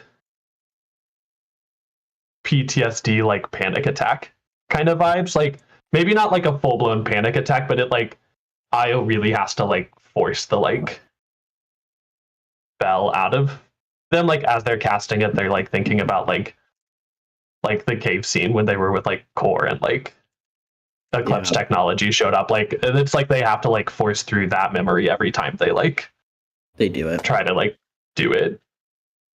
Yeah. So you could probably see them like straining a little bit with that and then like mumbling under their breath if someone was like watching. Okay. What do you want to say? Oh, I just want to like message to Mel. So you like hear Io's voice come over in your head. And I think you just hear Io go, "Geds are here, you okay?" All of that for that. Okay. Yeah. I'm trying to think how Mel would respond. Should I like roll something for like if I jump or like if the other people I'm with see that like?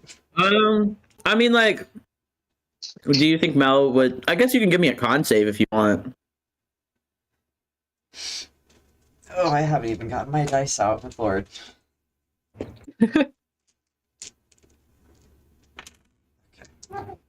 Yeah, I think the full message I want to do like, "Geds are here, are you okay?" And then nasty ass tattoo on my face. Did you get something? What's going on?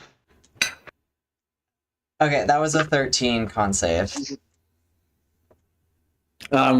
This comes to you like as some security guards are coming to take you to like take you to the thing, and you like, yeah, you definitely like jump a little bit, and like everybody else is like, the fuck. Some of the security guards actually like whip out their guns. Sorry, nervous tick. My bad, y'all. Roll me a deception check for that. just for Taliesin and Zeno.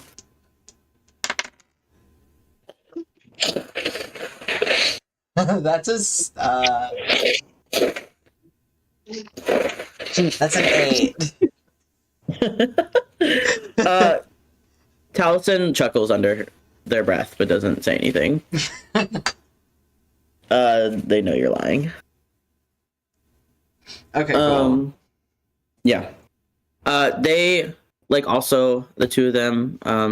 They like Zeno like waves goodbye to you because they can't really either. They're not supposed to be like privy to this information as well.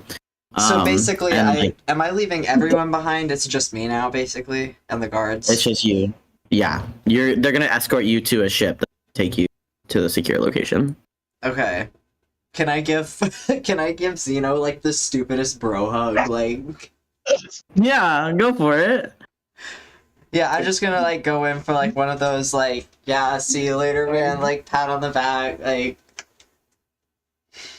He dapped you up. Y'all do like a little like, maybe like it almost seems like maybe a lunar like not tradition, but like what's the word? Cultural thing. Yeah. He does like a different version than you do, so you guys like fumble a little bit. Like one of you puts a hand Nice. that's not there. But he just like kind of shrugs and he goes, different moons, different different moons, different hands, I guess. See you on the flip side. He kind of gives you a little like 2-fingered salute. Taliesin, like they draw you in for like a very uncharacteristic. But as they're doing that, they kind of lean down and whisper like soft, like hear anything and be like, remember what I said. Say what you need. Don't say too much. Understood.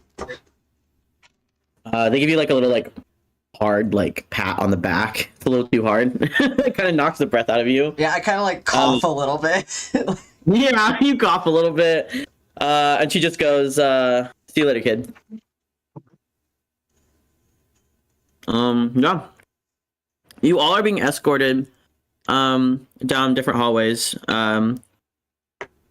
to the hangar outside the hospital. Hebe has so many fucking guards with her. She's also one of the only ones wearing like the handcuffs. So the only people that bye JM. Sorry, I'll try to be fast. No, it's okay. The only person that has like someone with them still is you, Lara. I think I told you like your night has been by like tradition. Always So yeah.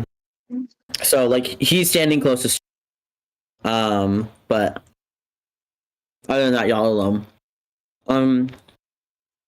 You don't actually see each other. I wanted You wanted to what? to talk to my creature. Did you want to talk to him before you left the hospital? Yeah, because I don't know where you're taking us.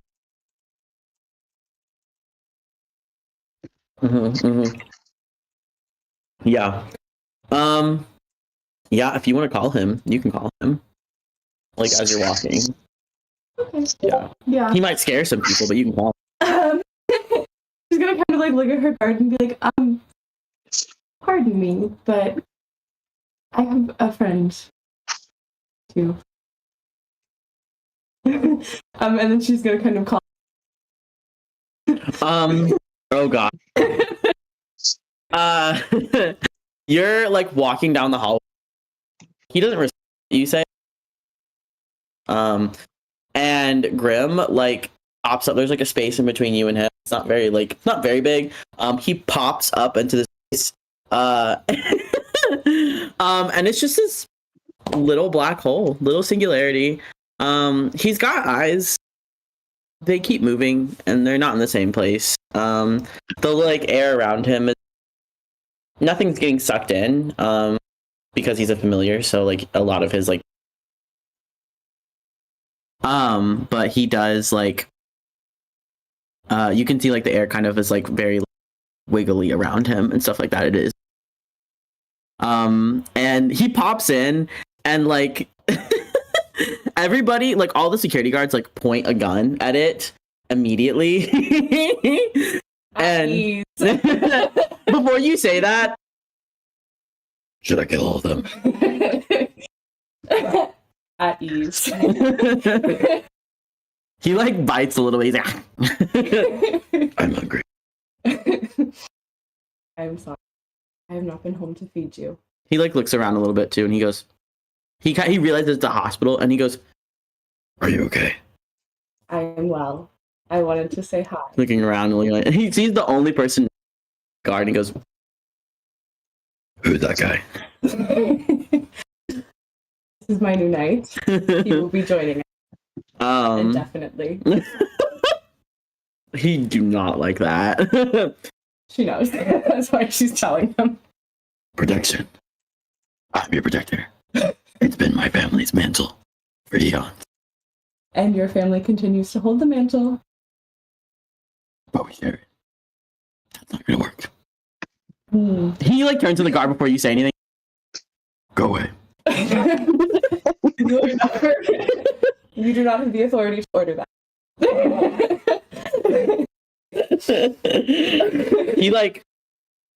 He knows that you're right, but he's not admit it. So he doesn't say nothing. He just looks at the guard very heavily. Yeah.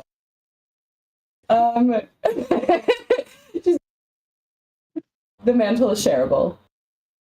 I wanted to let you know I am well. You will eat soon. We will just sorry. We will discuss this later. And like, do you like dismiss him? Yeah, she's gonna say we will, and then not. Yeah, as you're walking, I think they don't. He doesn't say anything. But the air is different too. Yeah. He seems very confused. I'm trying to decide. Do I have to make like a check or anything? If you want to make like an insight check, find out like what exactly feeling. Yeah. I'm trying to decide if it's funnier to say something this way. Let it be. Anything. Right. That is 18. He finds that very amusing that you and more so he finds it amusing that he clearly bothered your little friend. So. Wonderful. Yeah, she's not going to say anything. She's going to let it go. Cool. Yeah. That was for all of you guys who don't know. Solara has a familiar. His name is Grim. Full name I will get back to you, but it's fucking long and it's like the third. Gramelius the Destroyer of the Fifth or something like that. But yeah, he was not present at the gala because the anti-arcane like sensors were so strong that they would have counterspelled him and likely killed him. So he was not permitted at the gala. He does come in though. The alarms do heavily. But they shut off very. He's a registered familiar. So you do scare one of the doctors though. Like was walking by at that time. And like as you walk, it's like she's just going to kind of like smile very gracefully and be like, "Pardon the intrusion." Your Majesty. Yeah, and you guys continue on your way. All of you are going in separate like ships. So I think for the sake of time, we'll probably just like skip to while you guys are all coming up or like getting to the GBI. It's nighttime now on Xenos Prime. The city is alive. It's very like there's a lot of giant skyscrapers. The hangar that the ships come to is like on the like 70th, 80th floor. So it's like you're very much still up in the sky. Right? So there's not as many skyscrapers as they would be, but yeah. I want you to make. Are you trying to hide what you're saying, Mel?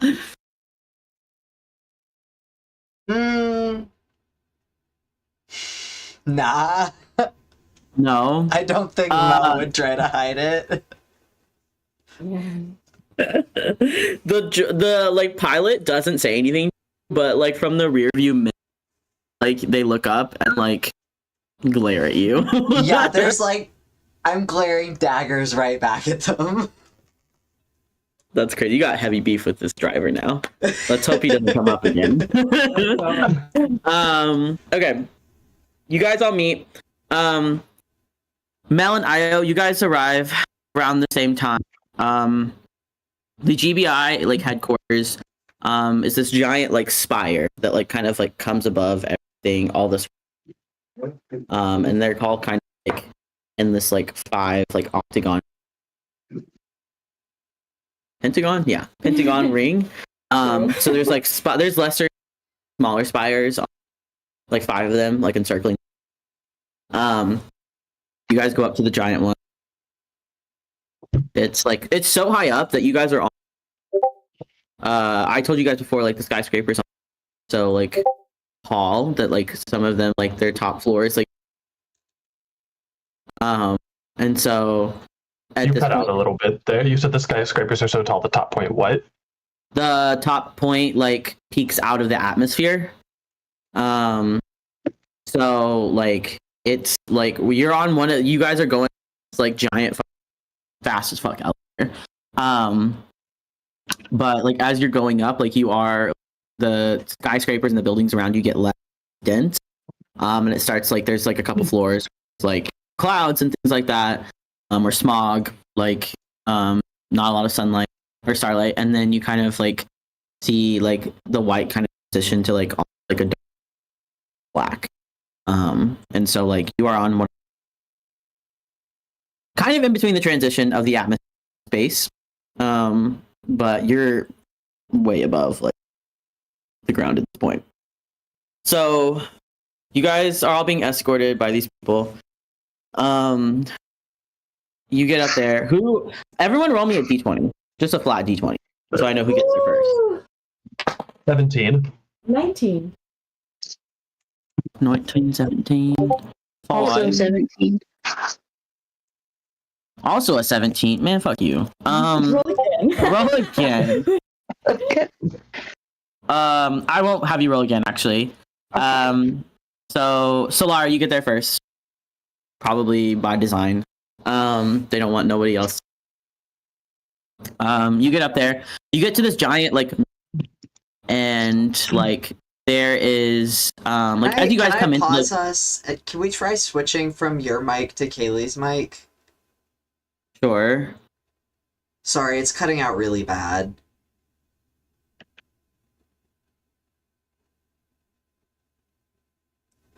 I turned it off.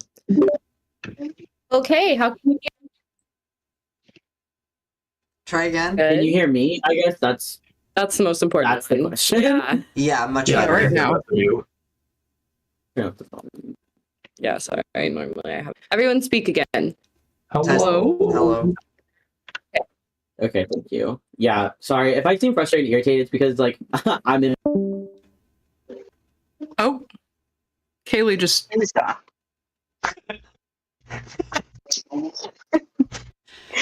That was really good timing.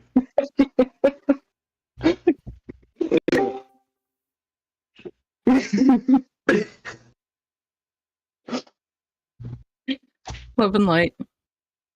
Our Wi-Fi is having a meltdown, I think, but we're back. Welcome back. Welcome. Okay. Okay. Good lord. Okay. Yeah. Oh, whenever you guys come into the lobby, it looks very much like a federal like building. There's a lot of agents that are like running around, people in very business professional business casual. There's a long line for like security, but you guys bypass that because you have already gone through security basically. And they take you to the elevator. Did you guys catch what I said like about going up and up and in the skyscraper? Yeah. Okay. So Solara arrives first. You come in, you see like this giant like boardroom basically. Very like vaulted ceilings. But in the middle is like a giant holo projector. And there's a couple different people already there, like Detective Nova is there, Vogana is there. All of the entourage basically. Dr. Blake is not there. Good. And yeah, you guys don't have to see her. And they're all like speaking quietly and like going through notes and stuff like that. They have like giant like one wall like has like giant floor to ceiling windows, so you can kind of see outside, and it's kind of cool because you're in space but you're also in a building. So crazy shit. And yeah, I'll say you arrived first, and then Morgan and Io, you guys both got 17. Hmm. Okay. The elevator. Okay, so you can imagine this elevator is going to all these different places. There's a lot of different floors, and it takes a while, especially if it's going to go to the top one. So they don't manage to get a separate elevator for you two. You guys walk in at the same time. Hell yeah. You guys were both in the one shot, so So we're familiar. Is it just us in there? it's you and all of the security guards with you. Oh, okay. Can I make like an insight check if Morgan recognizes? Like, do we like walk in and like, no, we recognize each other? That's up to you guys. Make a Morgan, make a history check. Io, make an insight check. Okay. Not one. Oh, God, okay.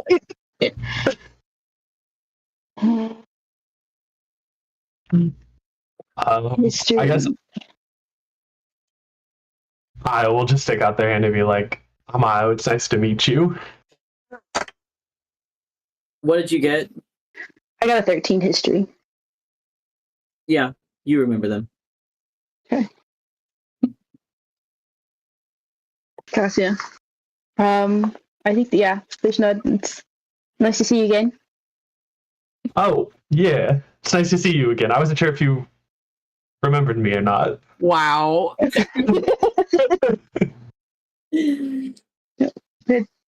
Quite the time over at the casino, yeah. Yeah. Yeah. Yeah. Cool. Is that all you guys say to each other? Really? Can I guess you're all covered up, so I don't know about the tattoos. So Io doesn't see your tattoos. Right. Oh, gotcha. Yeah, I got you. Okay. Morgan sees yours. Io just says, what you doing here? I think they gesture a little bit to your face and like, I believe the same reason you're here. Well, your face is nice to look at, but I don't see much ink there. They pat their chest and like it's a little bit farther south. Ooh. It takes up a little bit more real estate than yours. I just like nods as like, wow, you'll have to show me sometime. We can compare, see what's going on. I'll show you mine if you show me yours. Whoa. Yeah. I believe we'll get quite familiar with each other through this process. No worries.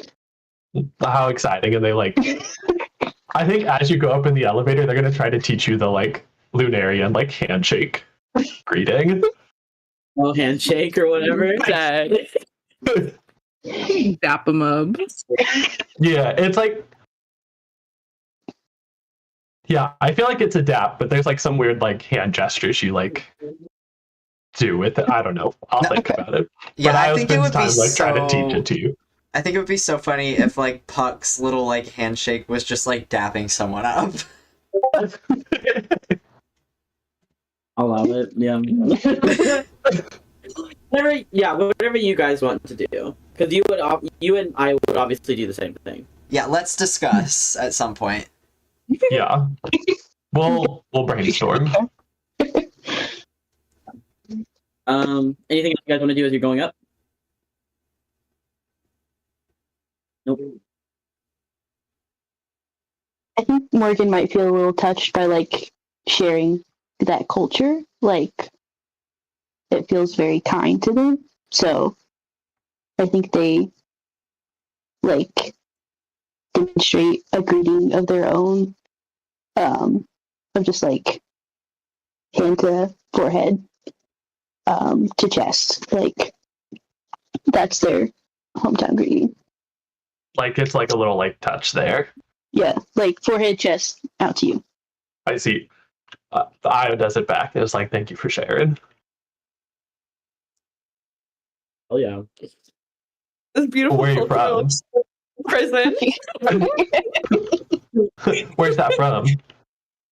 Us, where I grew up, pretty far away from here. I see. In Britain. In Downtown London, yeah. Are you British people and Southern people? I don't feel silly. I should have given Solara an accent. It's not too late. It's not too late. It's never Yeah, too late. Never too late. We're already like 3 sessions in. You probably give her like a very like you probably have like a very like lilting like court accent. Yeah. Very posh. Yeah, I was Or, trying to like- give her a neutral accent. Yeah. What's the Atlantic accent? Yeah. All the old Transatlantic. Yeah, Good reason to learn a transatlantic accent. yeah. I don't know if I could try, but I feel like it would go southern. And that's 100% I feel like it wouldn't really help okay. it. A Yeah. princess with some southern charm. Love that.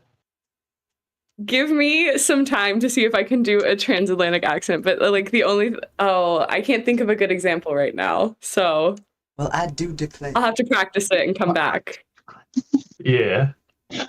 Hey, you've heard how my British accent is going, so it's fine. I think it's I pretty think it's good. It's delightful. Yeah. Maybe try for like transatlantic and it's gonna come out some bullshit like, "What? Never."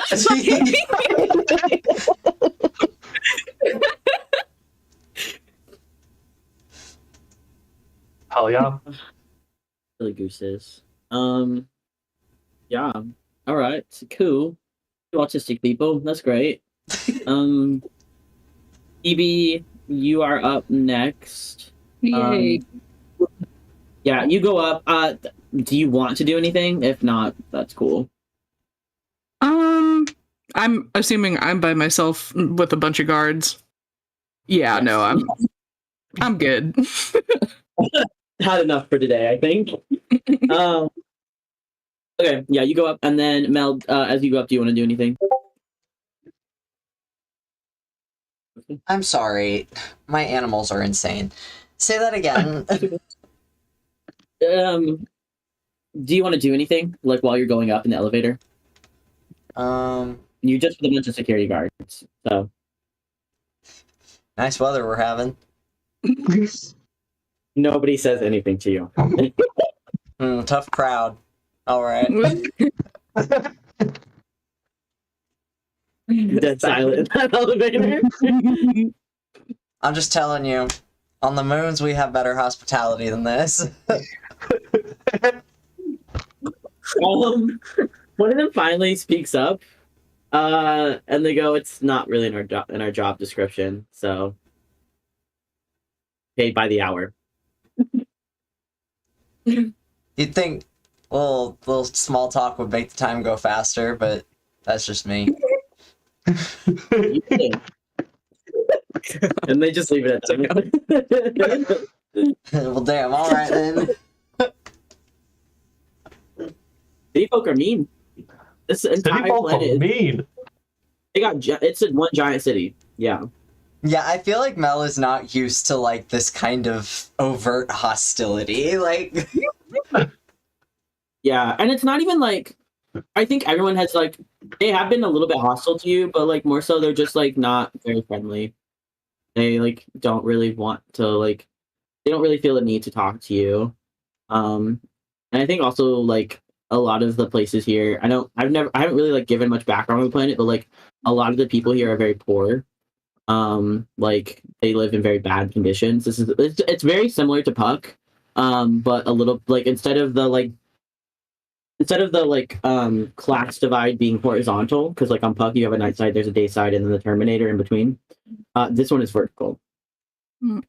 So the lower that you go, the more smog, the more like awful like shit that you have to deal with, and like the more poor places you have. Whereas like as you go up higher, richer, better quality, like stuff like that.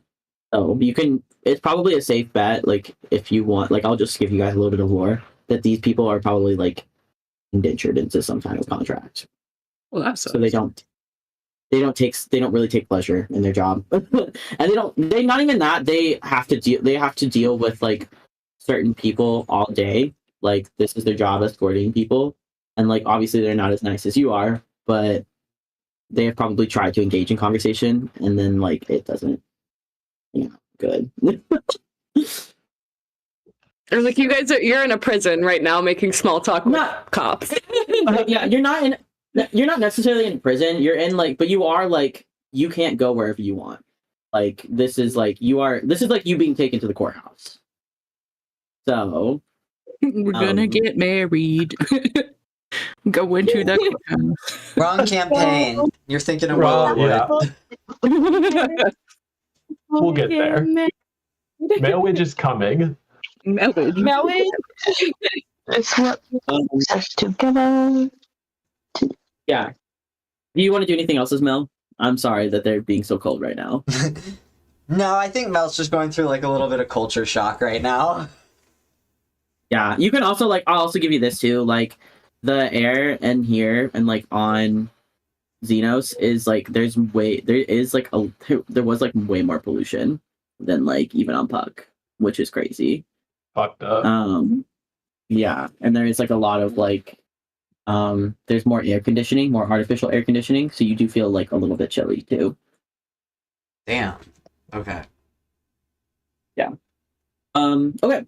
As you guys all go up, so you guys all enter in one by one, or I guess like Morgan and I will get off the elevator at the same time. Yeah, like I said, giant room. It's kind of got like red carpet. There are some like chairs, like kind of like out and about, but they're not in like a set like place. They're just whoever wants to sit down can sit down. There's floor to ceiling walls on one of the like parts of the room. Or not floor to ceiling windows. And you can kind of like there's not much like art or anything like on the walls. Like the decorations are more like like this is like a something memorial boardroom or some shit like that. Like Yeah. there's like company history, or like I guess what it would be an organizational history.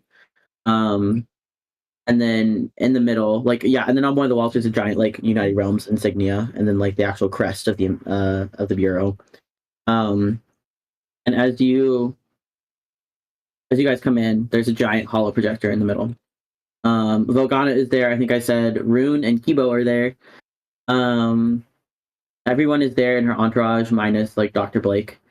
So the detective is there as well. And then just like all the security guards, you guys, and then Achilles Knight.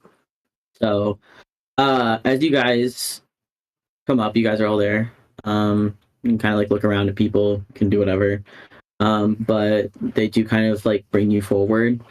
And like Vogana like steps up next to the detective, like you can see that they're in the middle of like talking about something, and like there's a little hollow projection in between the two of them. And then they turn back around to you guys, and they kind of like that kind of goes away. So I think Vogana like first, and she goes, thank you all for being here. I'm sorry that we have to meet this way. Thank you for all of your cooperation in the investigation. We would like to give you guys some information because this is happening to you, and it will not feel good to not know things. We can't give you all the information we have because it is classified, as just so you guys know. You are now part of and she lists like a level like 5 or like 10 investigation. And like you guys may not really know what that means. I don't think really any of you guys would, except for like maybe Hebe. Or Yeah, I was like, can I roll to see if Hebe would know, since she was kind of like a forensic scientist? She might have. Yeah, that'd be like history. Yeah. Roll me a history check. Okay. That's a 3. Words or numbers were never your strong suit, so or like I guess like just like the like way that they graded things was never your strong suit. So you don't remember, but you do like it is pretty. So yeah, they just continue. And she goes, I'm gonna give it to Detective Nova to kind of tell you what we found so far. And like a little gnome like steps up, like there's like a little step stool or whatever. And he don't know how I want to play this guy because he's just a little gnome. And all the gnomes that I've had for you guys have been like sadistic and terrible. It's just a little gnome. A yeah, cop. he is a cop. So he's talking very matter of factly. He goes, so what I'm about to tell you guys, you will want to write down. So I'm about to info dump a little bit. So basically what he tells you is we'll start with Dr. Blake's findings from the hospital. And he pulls up a picture that they've, not a picture per se, but it's like almost like a recreation of the tattoos that each of you have on like not on like your actual skin, but like if they were taken off your skin, what would they look like projected? He goes, we tried to take pictures of them, but we weren't able. They did not show up on the film, or on any screen. So it's kind of been taken from what they've seen of you, and then projected up on the screen. But he goes, from Dr. Blake's finding tests in the hospital, we do know the tattoos are runes in a dead language from old Lunaria, so before the war.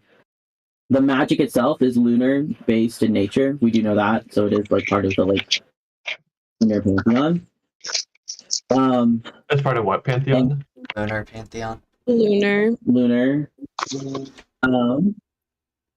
And he goes, with the historians we have on hand here, we were only able to decipher what Ios says, and like he gestures to you, and they like kind of enlarge your tattoo, and they point to like little like places off of like the tattoo, like little circles and certain like spikes or whatever. There's like corresponding little like boxes that say, oh, this means this or this means this. And he says, basically what we've been able to discern from it is that it's a map.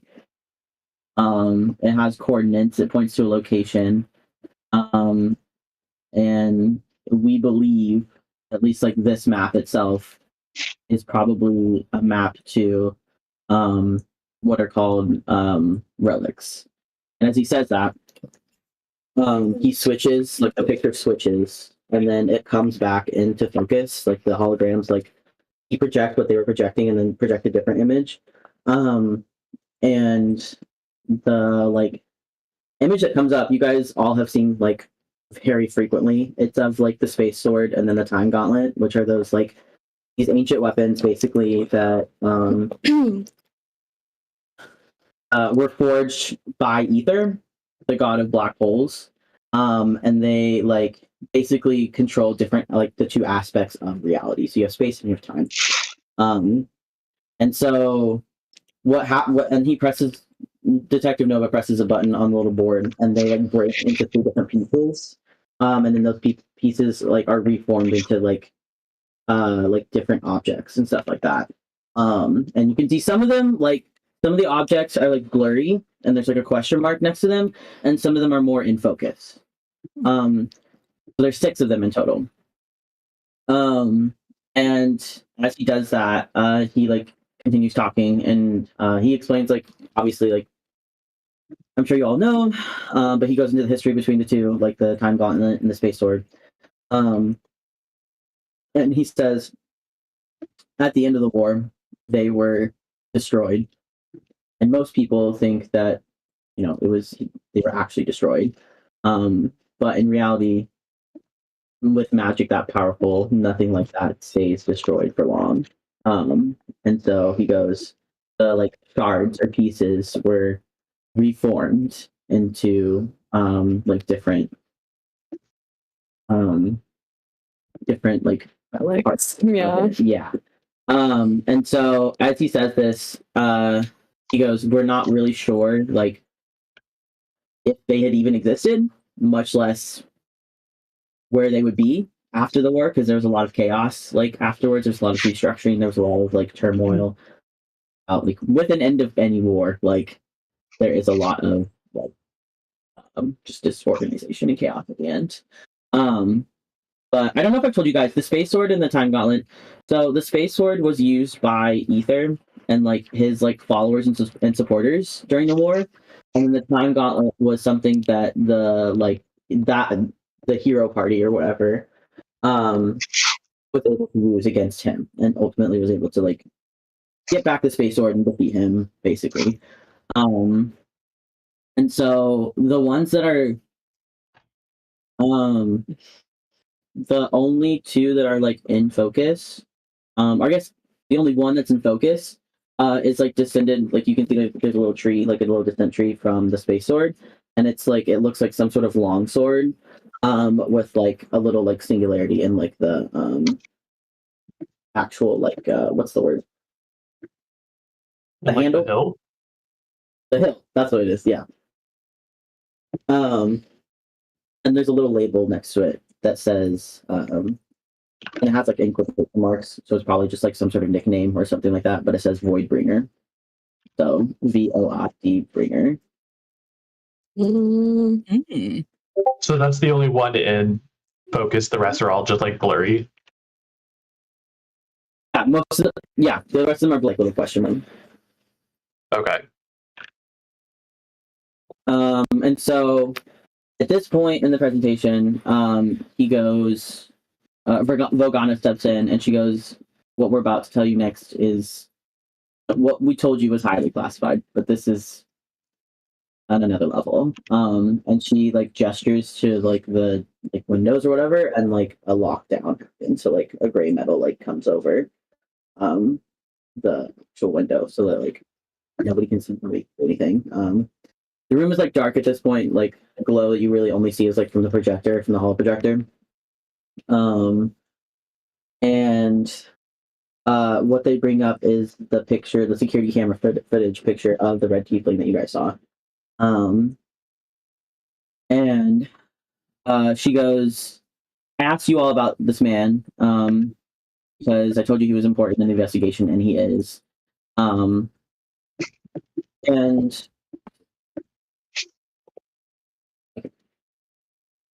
you see, like, at this point, Kibo, like, has just kind of been, like, chilling silently on, like, Rune's shoulder. But she kind of, like, gestures to the little robot, and he, like, crawls across, like, Rune's shoulder and, like, condenses up into a ball and, like, in her hand. And, like, she puts him in front of the, like, not in front of, but, like, in between her and the projector, and then, like, the projected image of the red tiefling. And you see he kind of whirs, and like a little projector comes out of his own like body, and like kind of like goes into the like main projector, and you see like the little particles of light like dance a little bit before like the new image is reconstructed. So instead of you seeing the red tiefling, now you see like someone in that exact like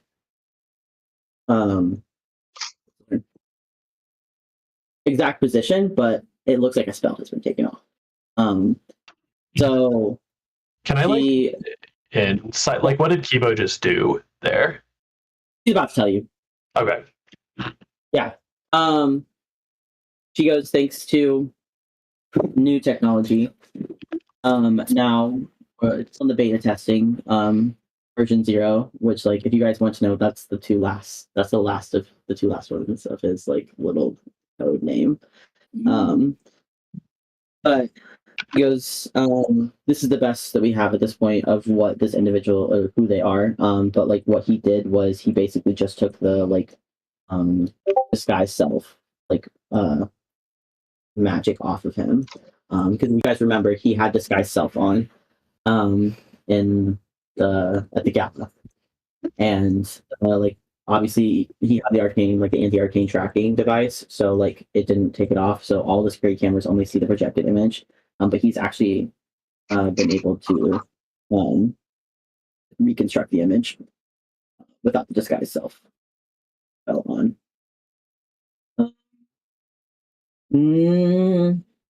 We'll come back to your question, Tucker, in a second. No rush. Yeah, so he does all of that, and what you guys see now instead of the red tiefling is a man with light purple skin, wavy pink hair that's kind of like shaved on one side, and kind of comes over here. He has like a black like visor, like futuristic visor over his like eyes, He's in the same outfit, because like guy self, or I guess he only disguised self like his race and what he looked like. But everyone who is at the one shot, I want you to make history. A what check? History.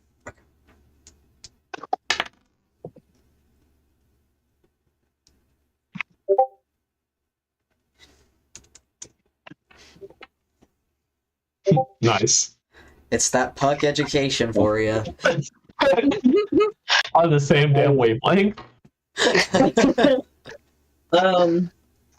Yeah. So with a modded 20, and I'll say even with the 14s too, this is the like when you guys looked out onto the hangar and he like undid his disguise self. This is Finian. It's who? It's Finian? Finny. The guy that, yeah, Finian. Yeah, or what he told you his name was Finian. It's like an astral genasi type looking person. Let me see. I do have a picture of him. I'll send it here in a little bit because I need to find it again. But basically, she says we don't know much about this person, but what I do know is his operatives call him the commander. We think that you guys also had a run-in with him 6 months ago. And she kind of looks at Rune, and Rune like nods. So he told her that who was there, basically. And you guys heard also, like, if you don't remember in the one shot, like the people who were with him called him commander. And she goes, we don't, like I said, we don't know much about him, but he is believed to be the son of Estrella. And for you guys, Estrella is the goddess of the event horizon, and she is a goddess in the like singularity pantheon. Sorry, say that again. He's the son of Estrella. That's Estrella. Let me put it in the chat.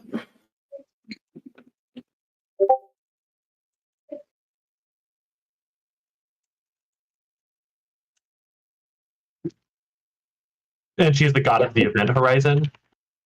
Of the event horizon, yes. And her father is Ether. So he is technically, by all like intents and purposes, like the grandson of this like god, basically.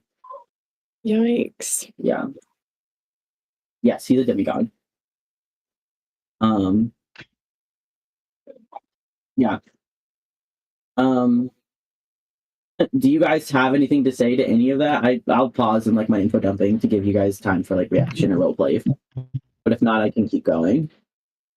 I would like to like incite it all, I think. Like, is there any other like information that I can glean from like between the lines? Is she telling the truth? Like, how much is she withholding kind of vibe? If you want to run an insight check on Vogana, you can do that, yes. Okay.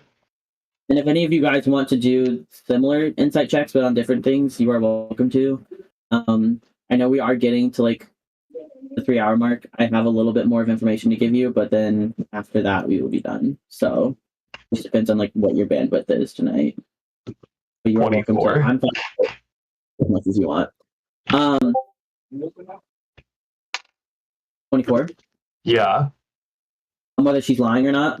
Yeah, like, or not so much lying, like how much is she like withholding from us? Because she said she wasn't going to give us everything. So like how much is being left out of this story? At this point, not much. Okay. She's very genuinely like she doesn't really know this person. Or she doesn't have a lot of, she might have a lot of information, but it's not like she's just telling you like introducing who they are. Got you. Yeah. Can I have the charger? Yes. Yeah. Sorry. All good. Okay. So because the reason I'm telling you this is because he is also a known operative this organization. And she pulls up a picture of Zephyr Darkhold, which you like PB will like remember who. and he goes, he is part of an organization, a religious organization, called, and it's called Inanis. So put it in there. And their basic, like, their goal is to find these, like, they knew about the, like, relics and stuff like that, maybe even before, like, the government did. And their goal is to find all of them. And she goes, and we believe to reunite all the relics with each other, bring back the time gauntlet and the space sword, and undo the chains that Ether has in the null plane right now. So at the end of the war, when they defeated Ether, they didn't kill him.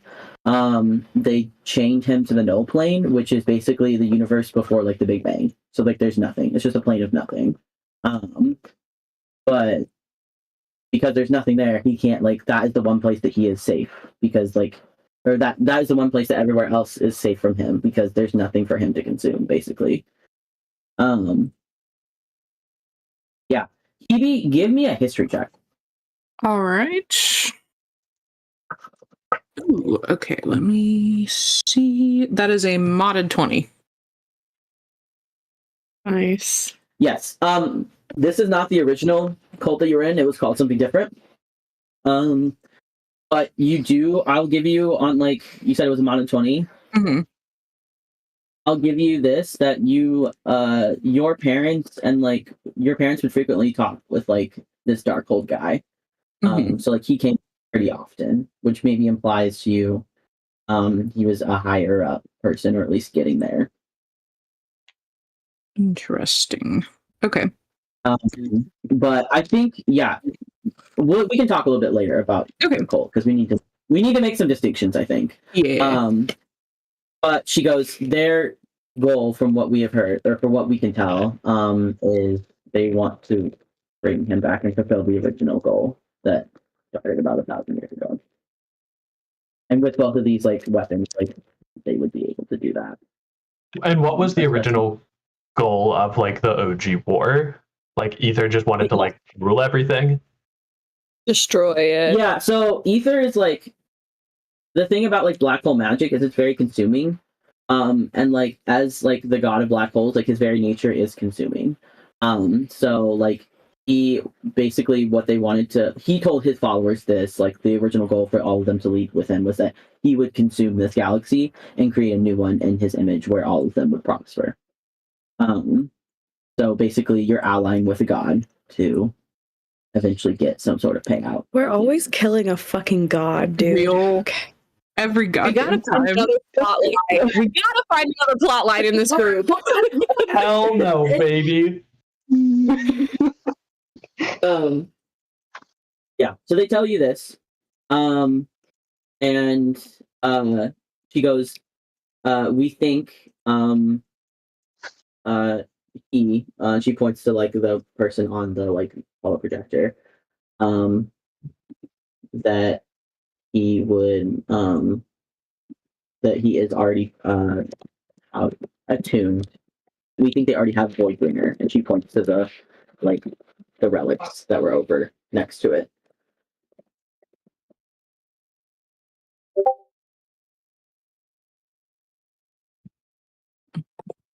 You got okay.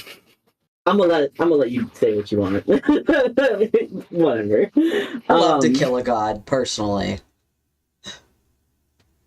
I like it. I just don't feel the need to do it 10 times. I know we're not. I know that you have a whole different direction for this. Calm down. I understand. Like, I'm trying so hard not to let you guys know these things, but you're all so wrong right now. But whatever. Doesn't matter. Yeah, so that, and then so she goes, so we believe he was also, or at least this, like, organization was behind the attack. When she points to you, Solara, like, at your gala, she believes that they, that the organization, the GBI, believes that they have access to advanced, like, arcane technology that they are very unfamiliar with. And they also think that they have access to a new technology that could create like condensed like singularities or like wormholes. And as he says that, he kind of like looks over at you, Hebe, and says perhaps that is what they use to get you out of Starfall. Or whatever that thing was on the stage. Mhm. Also, yeah, be that as well.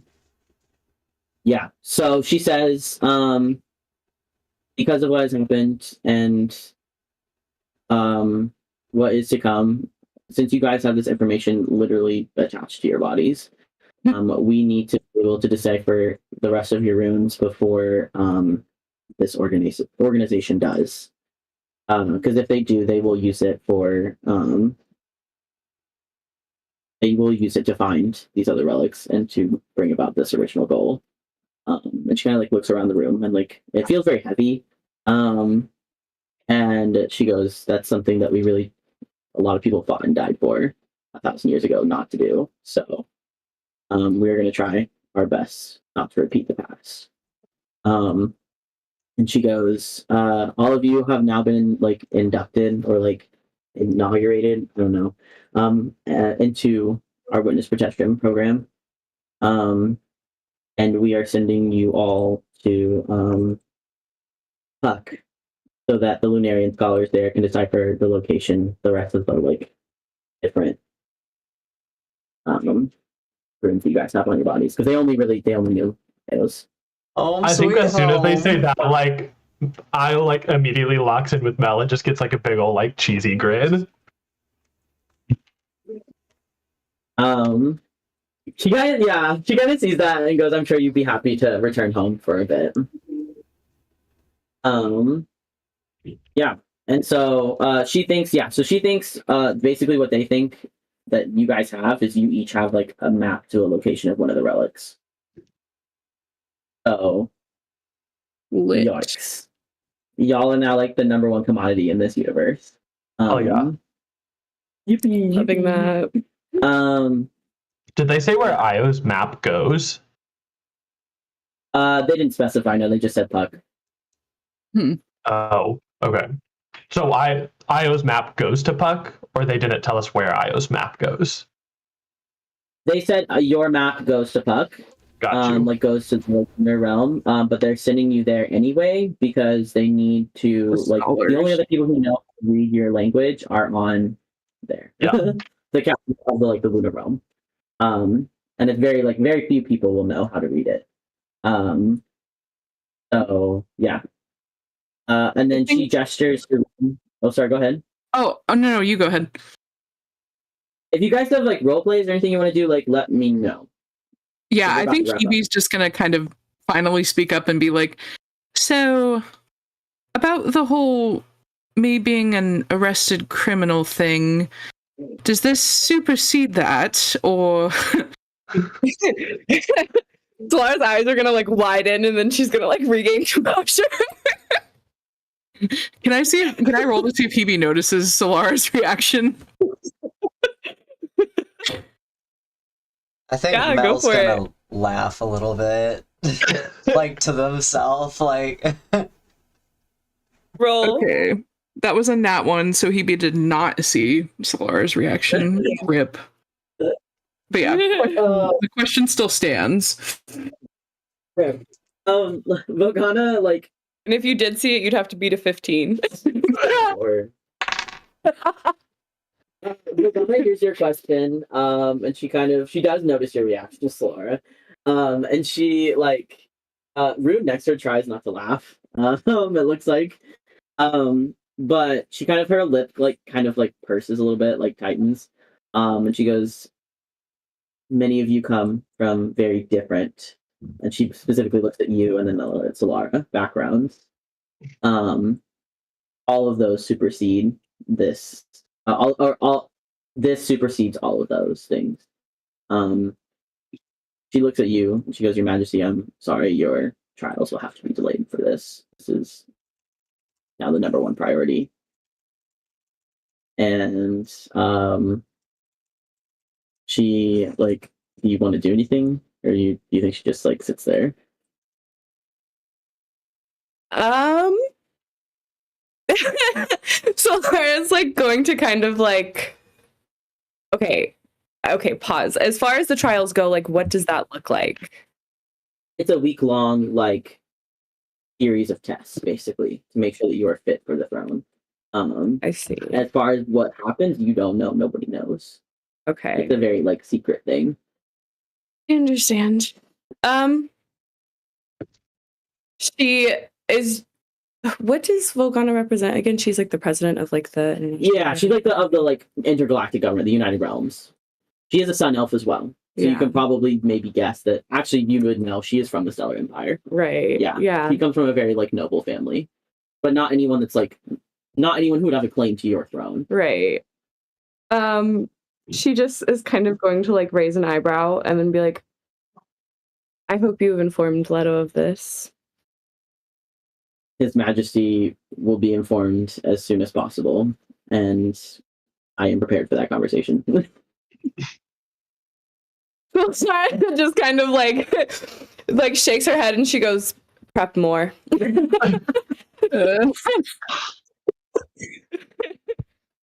Assuring your grace.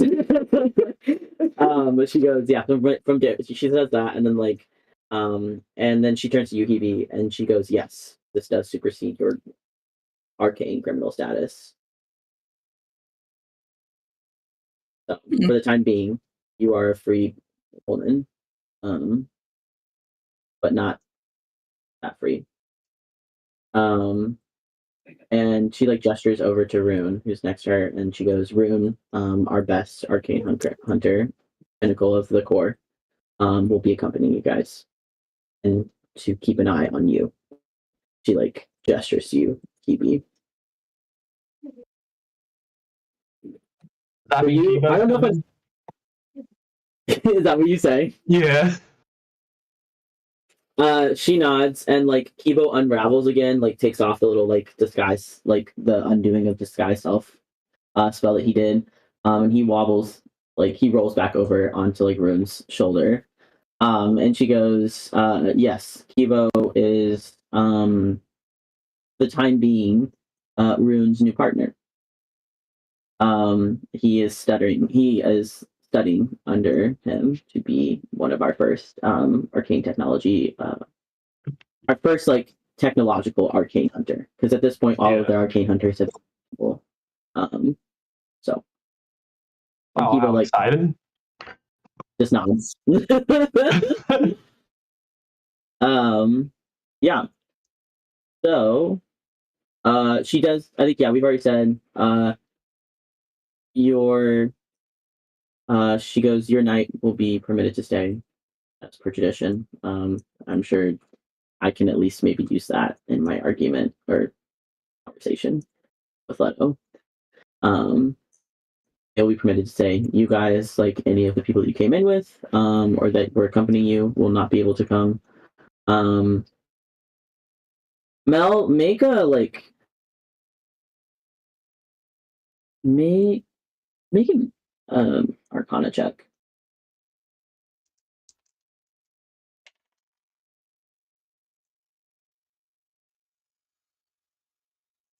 17. Okay. Damn.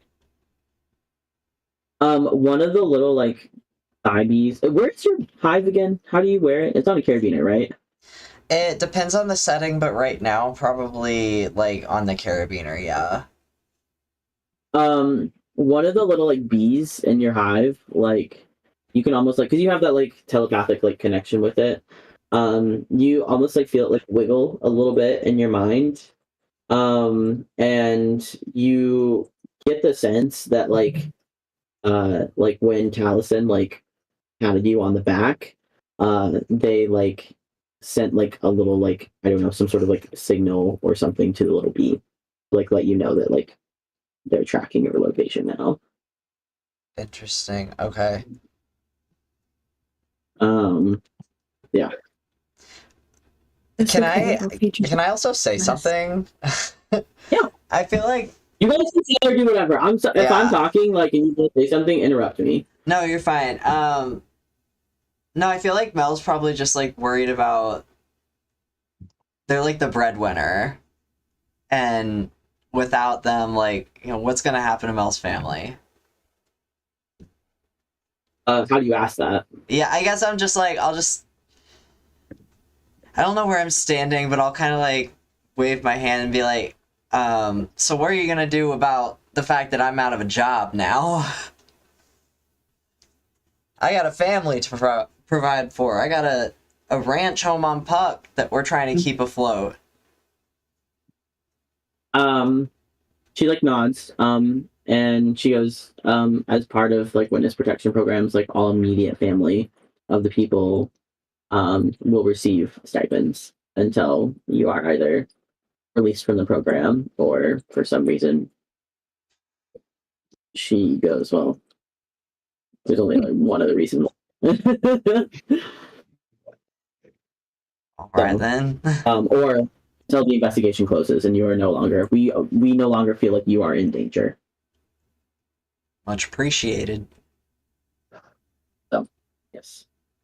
I don't think do any of you guys, no, I don't think any of you guys, none of you other people have family, right? Or stuff like that. Nope. Io does, back on Puck. Yeah. Well, Yeah. Logana's gonna take care of it, so. Yeah. And Yeah. they also taken care of anyway, because you know, like Dio is like the governor, so. Yeah. I got you. Yeah. Can I ask so- Solara a question? Yeah. You ever been on a moon before?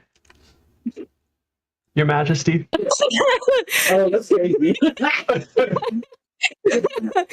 So Lara's gonna kind of wink and be like, "No, it's my first time." I'm excited to show you around You'll have to tell me everything. so that you see all the sights and sounds of Puck. I hope you don't have any allergies. Right. She's gonna Maybe some dust on your boots will help get you ready for these trials you got to do. She's gonna kind of like look over funnily to Mel and be like, "I'm not familiar, Laura," Mhm. and like kind of curtsy her head because she doesn't know you. Yeah, I'll just like, yeah, tip my hat. Yeah. Mel, nice to meet you. Likewise, cowboy. Oh, you say cowboy? Yeehaw. Okay. Yeehaw. Cowboys are not very welcomed in this space. So. Oh well, what word would I use? They're a farmer. That's You what could I just- meant. You could just say farm. Well, because they have a cowboy hat, so that's why I said it. Yeah. Like, That's fair. B-boy. B-boy. Bad vibes and looks. I would. People. Well, I didn't think Mel had a hat on right now. I honestly can't remember. just said I that- tip like an imaginary hat, I guess. Yeah. Okay. Okay, fine. Then she just says likewise. Sorry, maybe that's not Laura. I put it in the like history doc, but maybe like some of you guys haven't read it yet. Cowboys are like very like anti-government, anti-police, and anti-technology. So Nice. they have a very good reputation right now. I was like, and that's different from Mel how? No, Mel. Yeah, no, to be clear, Mel is a cowboy in every We sense just of don't the talk word. about it. Okay. I think like naming them as a cowboy in this moment in this government building would not be seen well by like Logana and them. Yeah. But Mel would probably feel very honored to be called cowboy, I'm sure. I'm a cowboy, baby. Yeah. Yeah, I think I'm just telling you how the like environment is reacting to what you're saying. Yeah. I think Mel is pleasantly surprised at how much they like Solara. My girl is charming. She just doesn't like to speak to people very much. Right. Okay. So, that is where I think we are going to leave it for today. I don't think I have any other information I need to share with you guys. Oh, can I ask one more question? Yeah, you guys can ask questions. You guys can talk to characters. Yeah, what's up? How free are we to move on Puck? Like, can I go see home? Or are we like detained? Boganin says, well, that's I will leave that up to the discretion of Rune, because he is at this point you guys' point guard. He will be our eyes and ears while we can keep track of all of you. He is also there for your protection. So, and like Rune kind of like nods his head, you guys, and he goes, depending on the location, I would not mind taking you to see your family. We just might need to keep the information limited. Good luck. It's plastered on my face right now. He does, like, he gives like a very like amusing smile to that, and he goes, well, you can always just tell them you got a new tattoo. I getting a new tattoo On their face. on their face. Right, on their face. Right. The IO.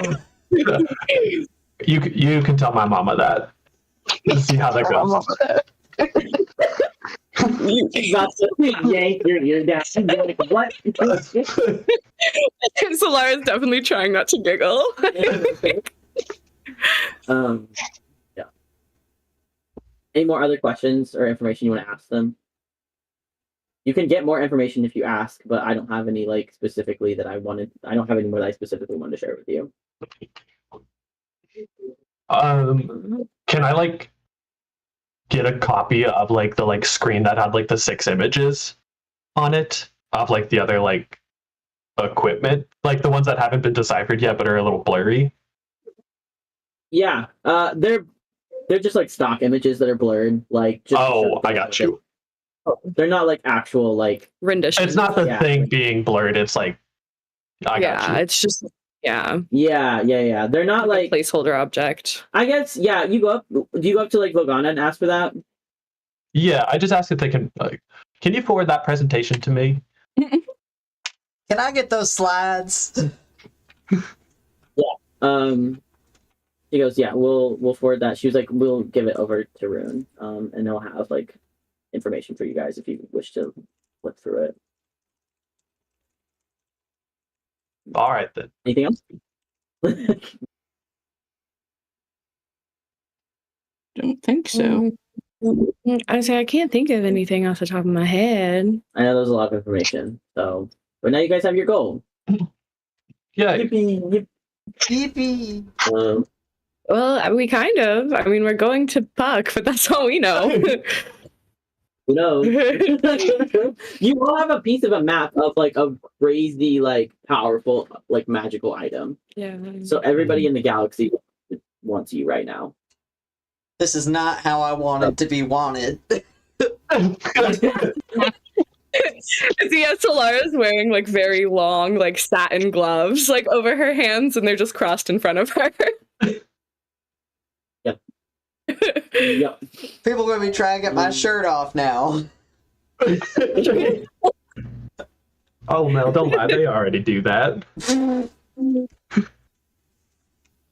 Not for the fun reasons, though. Yeah. So for the time being, like, you all are on even playing fields, just despite your backgrounds. You're all gonna go with Rune and Kibo. Yeah. Yippee. Let's go, I guess. Yippee. Let's go. Before you guys leave, though, they do take pictures of all of you. So, however, you think the post like session like discussion topic is how do you think that they would pose for like? They're not necessarily mug shots, but they're not like flattering either. Yeah, if Solara's you guys never once send descriptions of Jot their that down. ID photo, like literally, I'm picturing like the fucking Barbie meme that was around for a while with Ken and Barbie, like that. Yeah, Is it just Describe like your character, and I'll draw a them. like face shot, or is it like? it's a face and body shot. And I can tell you you're- already, Hebe is standing straight up and down, no facial expression, no pose, nothing. She is just there. Oh yeah. I would definitely use one of their like little like prestidigitation cantrips to try to like get the lighting right on them to try to like get it looking as good as they can. give me an Arcana check. Oh god. Advantage. With advantage, that's fine. Yeah, I'll give you Hell advantage. yeah. I think it's funny. That's fucked up and cruel, actually. What about triple advantage? No. Okay, so I rolled a 4 and then I rolled a 5. Oh god. Okay. Somehow it's worse. So there's no light in the room with like the windows down, so it just like gets really fucked Yeah. up. There's no light, and so you try to like put a little bit more light on the subject, and what ends up happening is you accidentally like contrast the shadows too dark and the light too like light. So Yeah. like it almost looked like the worst lens flare you've ever seen. It looks like a comic book character. Yeah. So Well, I'm assuming it's for the tattoos, right? Like that's why they're taking. no, they're taking pictures of you just like who they're for like witness protection. Okay. Yeah. No, Because the because tattoos I think don't show up, right? the tattoos don't show up on like film or screen. Cool. I mean, yeah, she's not going to give like a heavy pose or anything. She's kind of, stand tall, be proud, smile slightly. Right. A nice soft smile. Yeah. Very demure, very mindful. Mel, what do you do?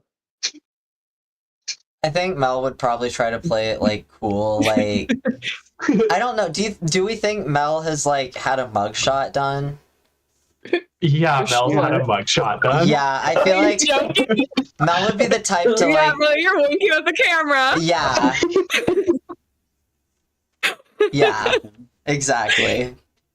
Have you ever seen I started watching One Piece recently, and the main character Mhm. Luffy has a wanted poster.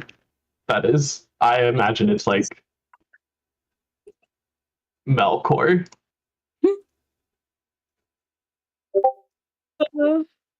Yeah, Mel's like grinning from ear to ear. That's real.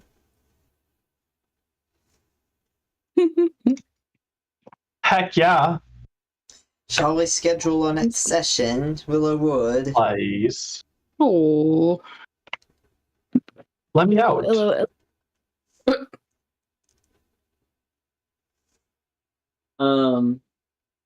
Here is the picture of the commander guy, or Finian, I guess, as you would know that Yippee! I have. Damn, $1 million. Yeah. Oh, so he bad. hello. Why is he kind of hot? Patty. Yeah. Yeah. Favorite. Gorgeous. Yeah, he's got like light Okay. pink hair. His skin is like a light purple. His eyes like they're kind of like, I think like you and Solara's like elf eyes, but they're like all white basically. With just like a hint of like the outline, like So his are all white, Solara's are all golden, and mine are all like black, Mine are like a mix. Like Solaya's eyes are very dark, but she has I like see. swirls of gold. So it's I like got you. inverse. Like her eye, like everything about her is like very bright gold except for her eyes. Her eyes are like Got the you. most intense. Do you guys have pupils, or is it like just like? I think random I've said gold? Io's is like flecks of like blue and white and purple. Like instead of one pupil, they have like an assortment of like openings on the eye that like it can come Like kind through. of. Yeah. No, Yeah, hers are kind of like in the shape of a galaxy, like not quite a full pupil, but like kind of twisting and moving. Okay. Yeah, his eyes like they are kind of like y'all's. They're all white instead. But like the outline of the like actual like pupil is like what you would see, like it's like an orange of like what you would see like an event horizon is. Hell yeah. But yeah, he's Oh, wait. got shaved almost. Is Kibo Eclipse technology? Like, do I recognize that, or is that like a competitor's technology? You have never seen Kibo. Kibo Okay. is like you've never seen any technology like Kibo before. It looks Okay. like he is. So yeah, Oh yeah. you can ask him if you want, but like at just like a glance, I'll tell you Io doesn't know. Okay. Yeah, I'll ask him. Kiba, who made you? You want to ask him that question right now? Yeah, like not in front of everyone, but I would go up to him and be like, Kiba, who made you? Are you Eclipse? If you go up to him like in the boardroom, like Rune will be there, so Rune will be present for the conversation. That's fine. Don't give a fuck about Rune. Right. I'm talking to that robot. He goes, yeah, or Kibo. So you ask him like, oh, who made you? Yeah, I just like, oh, like who made you? Are you Eclipse too? Kibo kind of like cocks his head to the side, and like little like the way that he speaks is like it's like different collages of like audio recordings. I think I've said that before. And so he got like you can hear it like go up and down a little bit as he's trying to patch it together, but he goes Eclipse. Like a and question? Rune, like yeah, like as a question. Got you. What was Rune He's saying? asking, Rune just like kind of like whispers to him and goes Eclipse Technologies, and like Kiba goes, oh,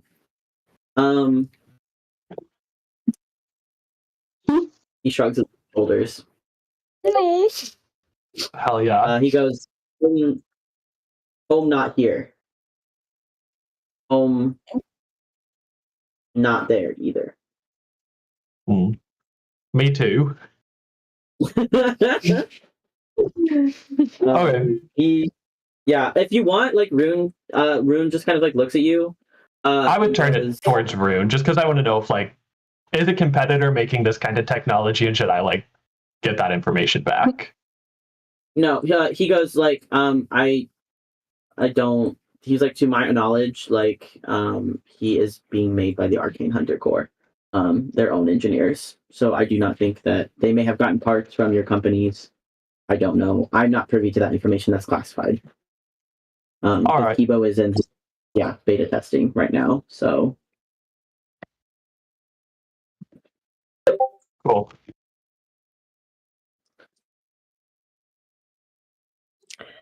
Yeah, I mean, I don't know. yeah, buddy. Schedule next session. Yeah, I don't know. Mm-hmm.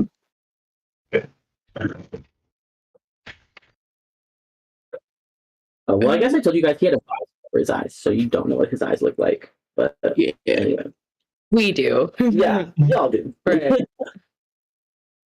Um, I think I could do next weekend. we will be busy. Oh. Well, yeah, I don't really want to do a horror in DC, but I could do the weekend after, like April 5th. Let me see something real quick. I can do April 5th. Should work for me. I think I can. And we're doing Willowwood. Okay, yeah. Yeah, I do have a test the next week, but it's not until Wednesday, so I'll have plenty of time to study. I just need to be done by like 6, but Okay. we can do earlier in the day. Does the 5th work better, or would like the 6th work better for you, Tucker? I would prefer the 5th because I work the night of the 6th, Gotcha. so would like to sleep all day. Yeah. Do we want to do like 2/3 on the 5th? That works for me. Yeah, that works for me You too. said the 5th? Yeah. Yeah, that's all right with me. And it's Willowwood. Yeah. Hell yeah. You willow on my wood. Oh. Yippee. Yippee. Yippee! You have fun? Yeah, No. I did. It was good. Thank you, Sam. Does everything like make sense to you guys? Yeah, Yeah. the lore is all coming together nicely. Yeah, I'm glad we're all together now because I think it's going to make things move a little bit more smoothly. Agreed. Yeah. Right. Yeah. I see. Mostly, I'm like, you're doing a good job. I just am ready to like actually be playing instead of just receiving lore. Yeah. Yeah, I'm excited to be like interacting with the other people. Right. Yeah, and like I mean, yeah, so true. So I was just gonna like quietly introduce herself to the rest of you since you're like all there. you introduce yourself, but Orion does not introduce himself. He doesn't have to. I don't speak for him. I want to pick a different like name to give him instead of maybe Paladin would be the best word. I don't know. I will not. Also, like, I'm not going to introduce for him. He's his own person. He's a grown adult. Yeah, he's a grown adult. If he can say that. Huh? Sorry, is Grim still there? Oh, Grim is not. I can call Grim, but I thought that there would be a lot of like, magical technology in this building preventing Grim. So, if you want, you can like you can tell someone if you want to call him first, and like they'll like lower whatever it is to like let him come in. it's okay. We can wait till we like are on the way to Puck. Like, Okay. I'm just giving you that. That's all. yeah. No, like, don't get me wrong. I would love to have my boy with me, but this is not the setting for my boy. Like, Yeah, he's just gonna be asking questions the entire time. and I don't have answers. Talk louder. Right. He's like, not in a bad way, but Grim is kind of like assigned to me. So like, emotionally, don't get me wrong, he's helpful, he's a familiar, but like in the way a familiar is also kind of a pet. Like, Yeah. you know. So it would be strange for me to have like my cat with me in this setting, so I probably won't have my little black hole. Oh, I was gonna say, yeah.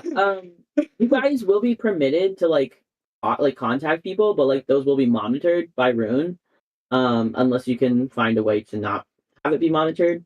But Morgan, if this could be also just be a next session thing, but you can call like Mrs. Gubbins because she's blowing up your phone right now. Oh yeah, forgot about her. I'm worried about Mrs. Gubbins. Oh yeah. Gotcha. Okay. Okay. So what is like? Is Sparkplug still just kind of blowing her shit up right now? No, she's blowing your shit up right now because she saw in the news that the gala was like fucking attacked by. Oh. She's like, oh god, I have to take care of this cat forever. Yeah. Okay. The official story that's like being sent out right now is that it was attacked by religious extremists from Ether on probably like motivated by the princess like being her coronation. So which is basically maybe the vibe that you guys got as well, but you know for a different reason why they were there. It was sparked by the coronation. No, that they were probably there to like take the tattoos off of you. Oh yeah. Yeah, or at least they were there to like Maim. They were there for you, I guess. Yeah. Mm-hmm. The robots were very interested in you, and they were made by this like terrorist organization. So we Where still did the don't know tattoos what come from, though? that. Yeah, exactly. Like where the tattoos came from? They don't know. They think maybe it might have been sparked by like the like space-time rift that you guys like were all subjected to. Mm-hmm. But that's why you're also going to Puck to kind of find the origin as well, because like they can maybe translate your rune right now, but they can't like they can only tell the very like basics of like what it says. The people on Puck will be able to look at like the different like writing in the rune and decipher maybe what part of Puck it came, or like what part of like the like realm it came from, and maybe from like what time period. Considering this is a very dead language. But yeah, y'all don't know. There's a lot of unknowns right now. Yeah. Mm-hmm. Yippee! I'm excited to make art. Yippee! Yippee! Yeah. Yeah, this sexy bastard wants to like come find you guys, so I guess that's And the he plot. can. If he can. No, he can. Pull up. I'll send him the ID.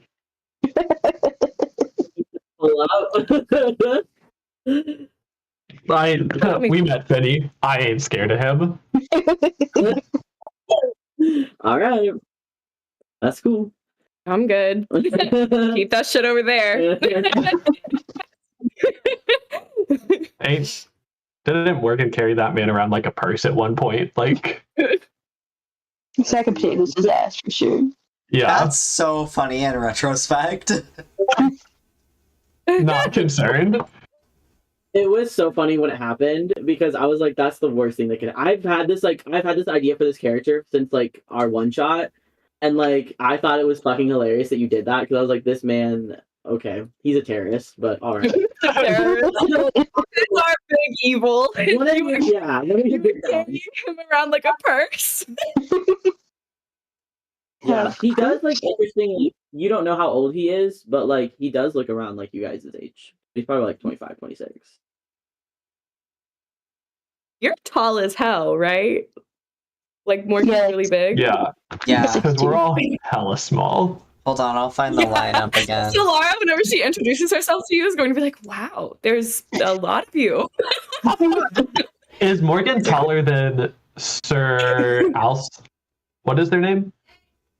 Altair. Altair. Who's taller? I think it was said like last session or the session before that Altair was like an inch or two taller than Morgan. Hell yeah. You're just like a lot bulkier, whereas they're like more.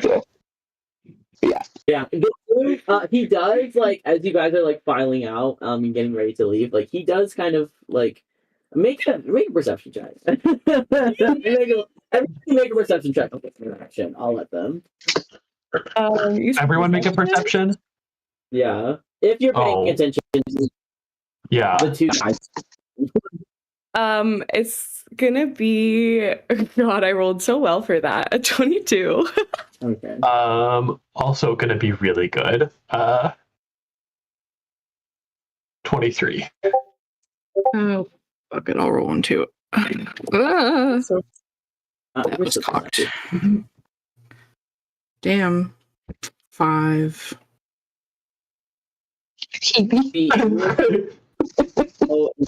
The idea is that you don't have to go back to prison for right now. Yeah. All of you guys rolled high enough. As you guys are being shown out the door, he only introduces himself to you, Morgan. Okay. I'm dead. Because you guys come at like about the same time, so like he's like behind, or he's in front of, I guess he's behind Solara. And like you and Io are probably talking or whatever. Like y'all are talking a little bit. Yeah, no, like Solara like introduces herself to everyone, like including Kibi, like even though she's a little nervous or a little intrigued by like when you came from prison. Like Yeah, I feel like Better Cutie so- instinctually like holds her hand out and then just kind of slowly withdraws it and is like, "Your Majesty." Oh, she'll shake your hand. If that's how you prefer to be greeted, she'll shake your hand. Yes. Yeah, y'all are like having like a little giggle fest or whatever. And like I'm assuming Morgan is like probably like in the back, like pretty silent. I don't know. Do you think Morgan is talkative? Oh no, not at all. They're definitely on the outskirts. I was gonna say we have like 3 quiet characters and then we have Mel and Io, so this is gonna be interesting. Yeah. Very true. Well, and Imagining I wouldn't like call Mel like a talkative person. I think just relative to everyone else. Right. I think you're personable. Yeah. That's the Yeah. thing. And Yeah. that's what Lara is too, yeah.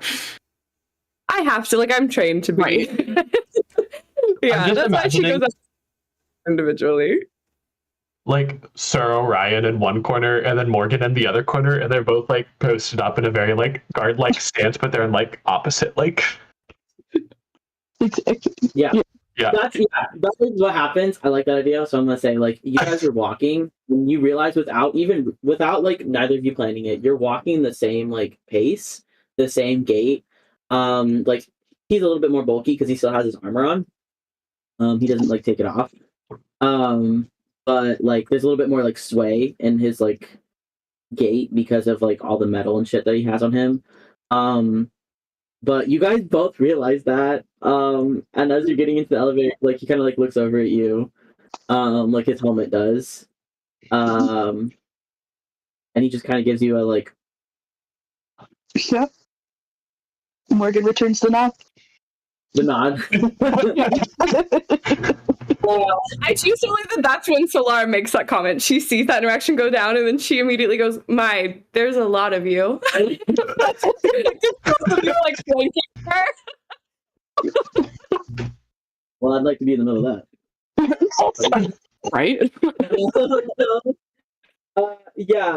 He like you say that, and like Orion really only pays attention to one person in the room when they talk, and it's you. And so like he like looks back at Morgan after he does a little like nod, and he goes, he like kind of like bows a little bit, just more of like a very like way, and goes, Sir Orion of House Altair. Yeah. Morgan just nods politely to Solara and to Orion. It's just like, I'm Morgan. Oh. That's all he says. Yeah, she just nods. She's like, okay. Hello, Morgan. I'll will like maybe not like nudge Solara, but like because they don't want to get shot, but kind of like get their attention to be like they're getting all well. Like you get the feeling that like Orion kind of tries to anticipate people's intentions, and he doesn't have like a bad like opinion of you yet. So, Yeah. Okay, good. you're like they're getting along well. Solara's gonna kind of like nod and be like, better than anyone else, it seems.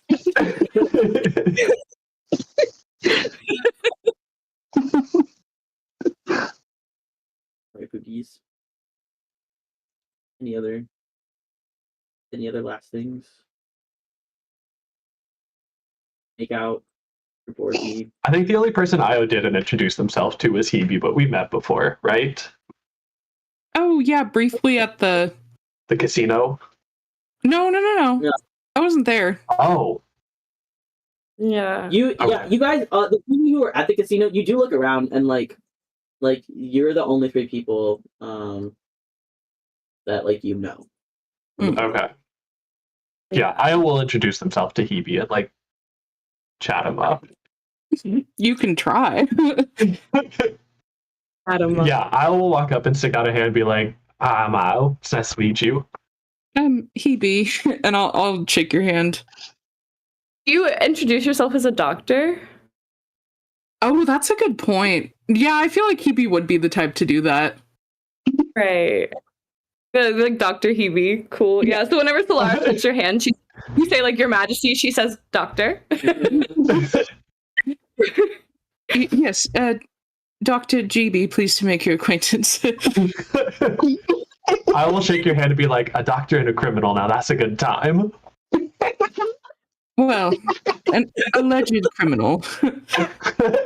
A doctor and an alleged criminal. That's a good time. I suppose if you like the inside of a cell.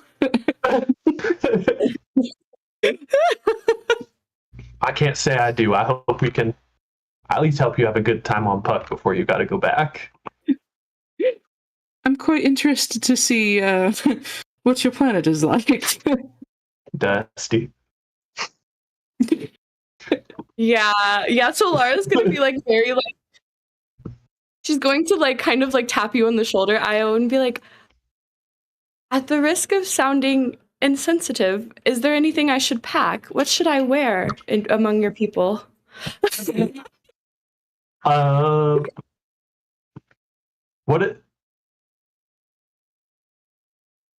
I think Io will like point down at their boots and just be like, big old pair of boots and something to cover your head will probably be good. I'll bring some allergy medicine. Yeah, bottle of Zyrtec. If you're sensitive. in universe like form of Zyrtec. Clothes that are easy to wash. The wash. Wash. No, washing clothes. Washing them clothes. Yeah, I think you guys all too, like whenever you leave, before you leave, you're not allowed to go back and get your belongings. Because obviously the ship is one damaged, and two, like swarming with like cops right now investigating shit. So like they'll give you like the option of like clothes to take with you. There's several different styles. Yeah. For Solara, there's like also like you can make your own little if you want to. Like My girl has her own wardrobe. yeah. Yeah. They brought that shit in. Like, I think Yeah. I will tell you too, like, we're about the same size. I got some stuff you can borrow. Aren't you sweet? Oh yeah, is Hebe still in her prison? No. Bro, that's you got Val, sorry. you got changed out of your hospital gown into like probably just or something like that. Okay. Yeah. Yeah, in my brain of brains, Solara's wearing like like long gloves that cover. Oh.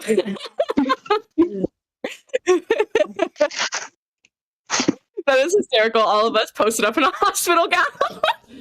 Peeks out. Morgan and Orion, but nothing's changed. They're just in their hospital gown. If that The front open hospital gown. yeah, Yeah. he might have looked. I don't know. It is hospital. What can you do? Uh, Yeah. Okay, besties. I need to return to my apartment. Oh, bye. Bye. do you hate us? Very. Bye. Goodbye, everyone. Goodbye. Bye bye. I will leave you with this. Bye. Gone but not forgotten. Thank you, Jaya. Well, Well, shoot. where else are you? I want to craft a potion, I think. Potion crafting time? Oh my god, are we gonna craft some potions? I crafted some potions last night for quite a while, and I think I might do the same. Fuck yeah! We got another one. Another one. I may Cats are also so craft hungry. some potions, but I need to, feed the cats and walk moose and do that shit first, so. Oh, I should probably eat dinner. But I may log on Dinner. later. I'm hungry. Oh boy. Well, goodbye. Love you Bye. guys. Love you too. Love you. Bye.